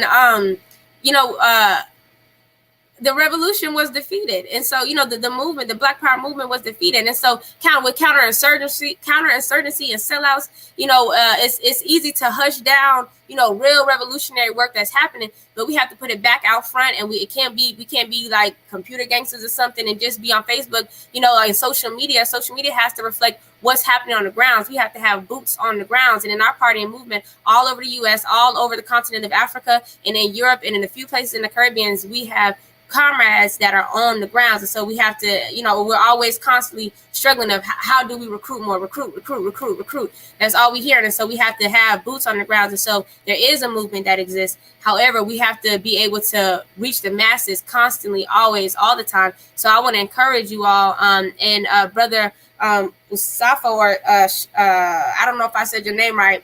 We have that mass organization in which is my primary work. One of our main areas of focus is healthcare, and so we build different healthcare institutions throughout the year. So I really like to get in contact with you, and if healthcare is what you're interested in building that for our people, so that we can have healthcare that works in the interest of our people, not some pharmaceutical company just collecting a check right now. And I want to make a call to all y'all to be a part of, to look at the Uhuru movement, to look at the African People's Socialist Party, and to see, because a lot of what y'all are saying really aligns with, our platform and what we want, what we believe, and see, about some sort of, trying to build revolution. We in this conversation because we can unite that Black people around the world, African people around the world, live in the most fucked up conditions imaginable and unimaginable. And we have the responsibility, as people that understand that, we have the responsibility of organizing the masses to overturn these contradictions, even if it's the healthcare that we have to deal with right now, and the long-term goal of how do we get from under the social system so that no child or no person has to deal with the inability to deal with their health needs, you know, or and just on a small scale, just talking about healthcare, but any contradiction that an African person is faced with. Okay. So I want to respond to one thing that Mansa said, and I hope people hear what I'm saying, right? So there's this concept of like, well, you know, everybody not going to agree, and when I don't agree, you call me a traitor. Like, these are like broad things that don't talk about actually details. If you believe in something that's anti-African, then yes, you are counter-revolutionary, you're traitors to your people. So just saying just in general disagreements, that's totally different from actually the real disagreements, right? Like, so again, if you want to exploit your people and you want to do the hierarchy and black capitalism, then yeah, you'll be anti-life, African life.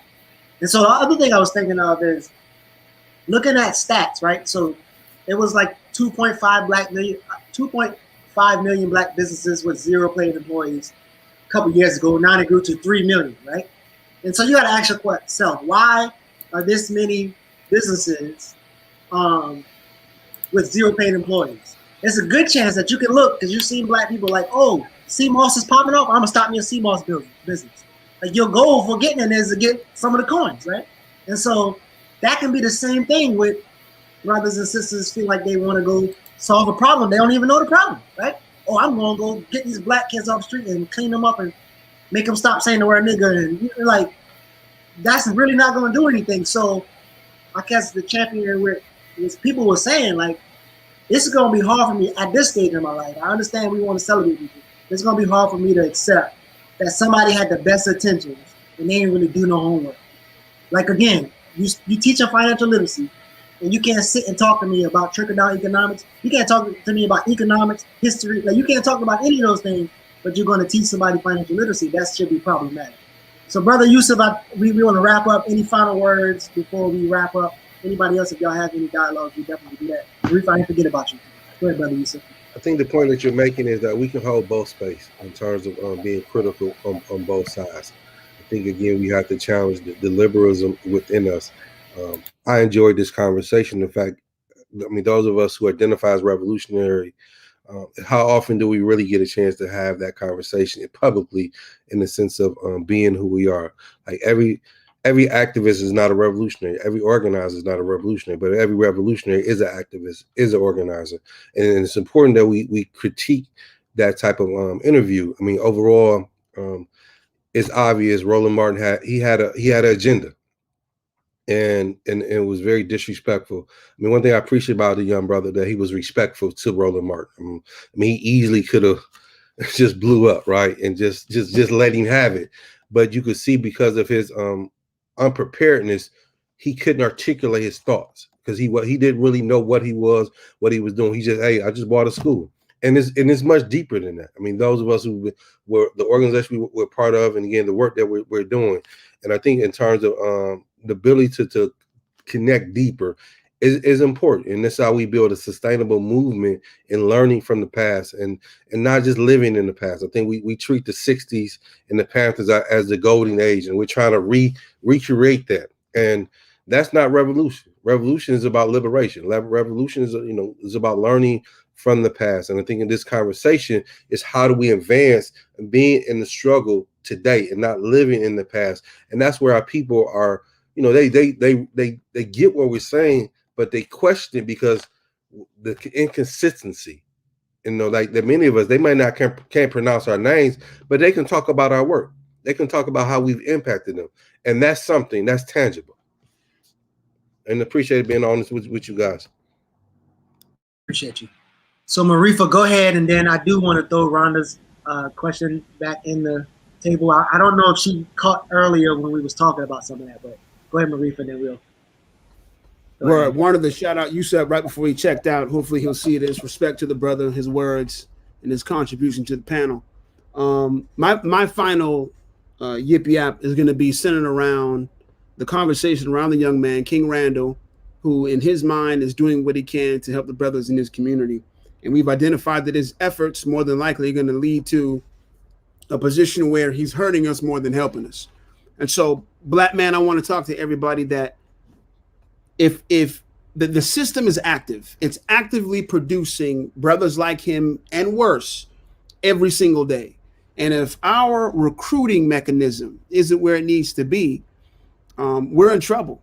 We have to proactively go out and recruit our people into our ideology. We have to be intentional about it. This brother was left to his own devices, and this is what he came up with. Again, we've diagnosed that this brother is a problem, right? He means well, but he's a problem. We have to go out there and meet our brothers and bring them into the fold. I want to ask people, how many people, since you've been conscious, or whatever word we're using for being Pan-African, a Black nationalist, whatever, how many people have now given up the white ideology, picked up the Pan-African ideology as a result of your works? We have to have a recruiting program that's strong. The Mormons have a doctrine that's pretty crazy, in my opinion. I've read over it. It's pretty wild. Yet, for 2 years, there are certain, I think it's 20 to 22, I'm not sure, but for 2 years, they dedicate themselves to putting on that white shirt with that tie, getting on a bicycle, and is going around recruiting, and they commit to that for 2 years. I'm simply saying we have to have some type of program where we're actively recruiting. Yusef said one of the main reasons why these groups back in the day had power was their ability to win the hearts and the minds of the people. We have to have an active group that's going out and doing that. Somebody in Albany, Georgia, Diallo was talking about, you can't just come into the community and just say you want to do something without being checked, without being vetted. Who's doing the vetting? Who's doing the checking in any city? Not just Albany, Georgia, in any city. Who's set up to where they're doing the vetting, they're doing the checking? Who's doing the recruiting? Black man, I'm intentionally talking about you. Us, put myself in the same category. In my opinion, with the knowledge that we possess, with the consciousness that we have, the work we've done to change ourselves and transform, it's my opinion that we're not doing enough in those areas. So my final word is to encourage you to develop some type of recruiting program where you're going out there and you're winning people to our way of thinking. I wish I had some brother or sister that would have got to me in my 20s. You understand? I'm 42 years old now, only been in the mix about 7 years. I wish to God somebody would have came to me when I was 25 and broke some things down for me. No one did that. No one did that. I saw a video one time, Geechee, and I think it was Dr. Ben. And Dr. Ben was giving one of his lectures, and the crowd and everything was full of people. And it looked kind of old to me, but it was around, I think it was in the late 80s, if I'm not sure. You know where that lecture took place that really made me mad? Columbia, South Carolina. First thing I said was, where are these people? Where are they now? When I'm reading Dr. Amos Wilson's books, when I'm watching his lectures on YouTube, and I'm seeing all these people in the room, where are those Pan-Africans? Where? So I'm hoping that people watching this will say, listen, we got to go get them. The system is actively producing Black people to be against us, to be anti-Black, to be puppets for the system. Actively every single day. We have to match that at least. So those are my words. I appreciate the opportunity, the panel. Appreciate everyone listening. Love it, love it. If y'all can squeeze this question in before you give some final words, since I think this is for you, but I think everybody can answer this, Diallo and Asafa, because y'all mentioned earlier. But Rhonda says, if time, can she speak on why there's an effort for solidarity with whites within the organization? That's a good question. And so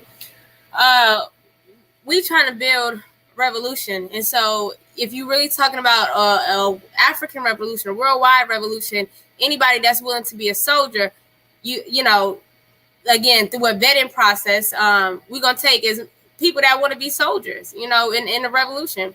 And just like you have Black people that make a conscious decision to stand on the wrong side of the question. If there is a white person or a solid or any, you know, person that wants to be in solidarity, that wants to stand on the right side of the question, stand on the right side of history, then again, if you're trying to build revolution, again, not just make some wiggle room for you, you know, but build revolution, then it's important to allow forces that want to stand on the right side of history, give them an opportunity to do that and participate in the struggle of liberation. And when we're looking at like real like it's scientific, you know, it's scientific and it's the art. You going into the colonizer community, into the colonizer nation, and taking forces from them and bringing them to the other side. You know, again, so we're talking about building a revolution now, not just trying to fit in here under capitalism, but overturning the whole thing. You're gonna take as many soldiers as you can get, again, but with still being security minded. And we actually have again, our mass organizations and our movement. We have Uhuru Solidarity organization and APSC, the African People Solidarity Committee, in which is a special place in our movement where white people can participate if they want to stand on the right side of the question under our leadership, not side by side, but under the leadership of not just African people, but the poor working class African community. And they have to be clear on that and unite on that if they want to stand on the right side of the question, you know, in terms of revolution. Diallo or Safa, you got a response to that? You know, sometimes when people start looking at, I don't say reading books, Yorugu, because I don't think a lot of people reading these books, but when they look at titles like Yorugu, they just start saying Yorugu, Yorugu, Yorugu, and they ain't really studying it. But anybody who has any issue with that, can you respond to this question as well? My position on that, you know, I'm also heavily involved in environmentalism, animal rights, and atheism and secularism. So there are a lot of intersections over my active years in the struggle where I intersect with a lot of issues that are predominantly have a lot of white folks all up in it.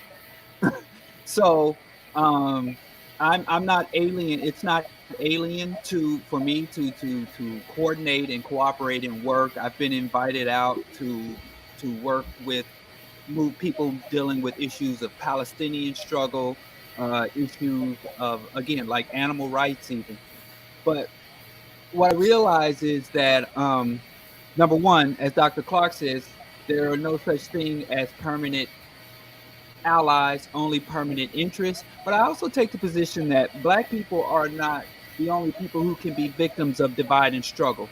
I think Black movements and Black organizations, whenever we see opportunities and see wedges within the white masses or within the white community, when we see certain populations of white folks going to war with each other, and one of those factions is representing something that is in the interest of Black people, we should advocate for them. I support Antifa. You know, I fully support Antifa. I support Earth Liberation Front. I support the Animal Liberation Front. I support Deep Green Resistance. These are all predominantly white groups that are engaged, that are, you know, as Doug Gregory said, white kids fighting against their white parents. You know, I support the battle in Seattle. So when I don't, you know, being a secular and an atheist, I don't accept, you know, I use the rhetoric of devils and things like that, but there are no devils or angels or spirits of any type. So white people have demonstrated the capacity to recognize the omnicidal nature of their system and their culture. And there are some white traitors and some white counterculturalists that we can support and say go for it. You know, it kind of disturbs me to see Black people always saying we don't support Antifa. It truly broke my heart during the one of the latest rebellion here in Chicago in 2020 when white radicals and white anarchists were fighting with the police, and the Black community joined with the police to try to subdue these white anarchists when they were breaking windows at corporations that were extracting wealth and resources from our community and exploiting the workers in our community. The white anarchists came here breaking windows, and I ain't saying we got to join with them in breaking windows, but it was really heartbreaking to see literally within walking distance of my home here, white anarchists trashing a Walmart and Black community members trying to stop and rescue the Walmart. And after that, the Black community had dozens of volunteers who went in to sweep up the Walmart and clean up the Walmart.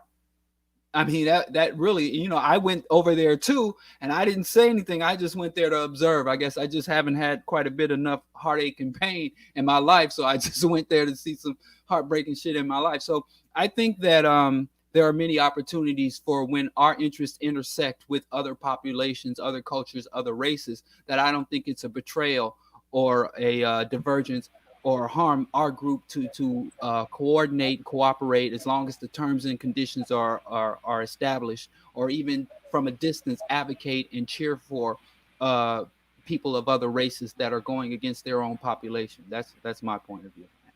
So Asafo, Diallo gave some nuance earlier that is interesting, that people don't catch that more often, but people who are in this black nationalist movement and whatever, and then they'll say things like race first, which insinuates that there's a second, third. So what are your thoughts about that same question that they just tackled?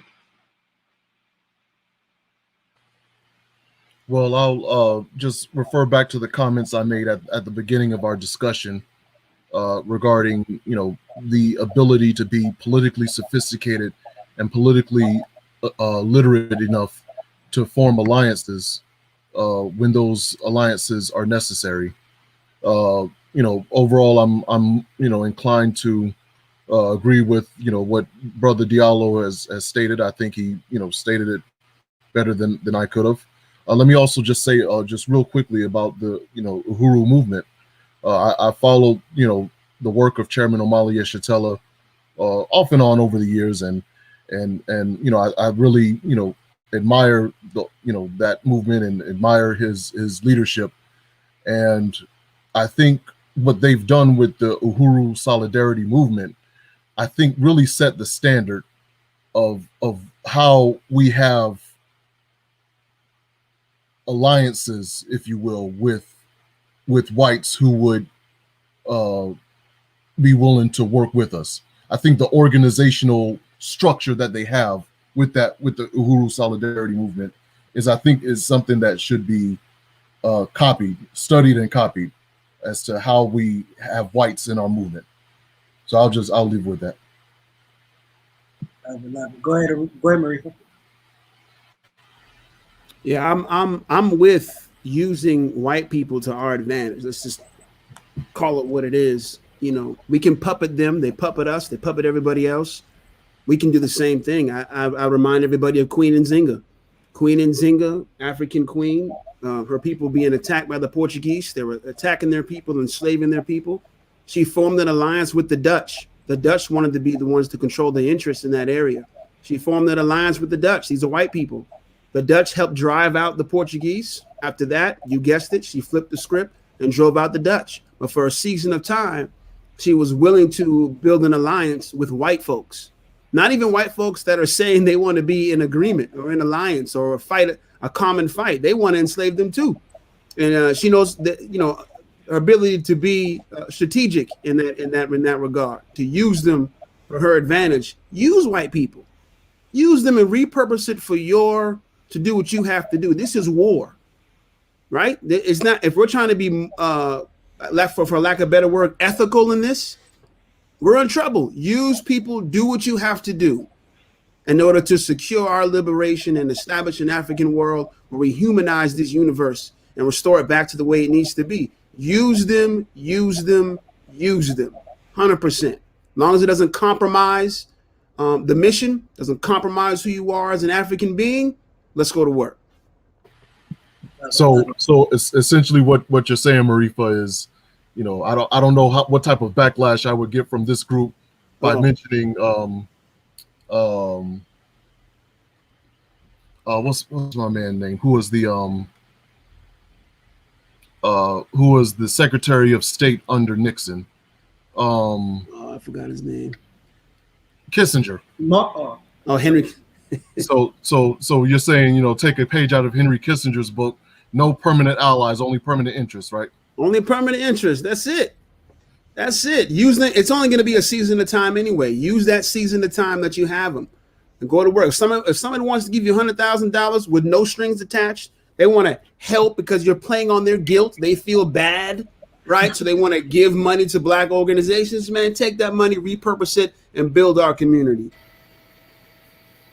Yo, so any final words from the people? And I have to respond to Mansa one more time. listen, when you come on these platforms, that's why I want people to actually come and have dialogue, because they think they're a part of the conversation, but they say things is kind of like, so does that mean use their systems too?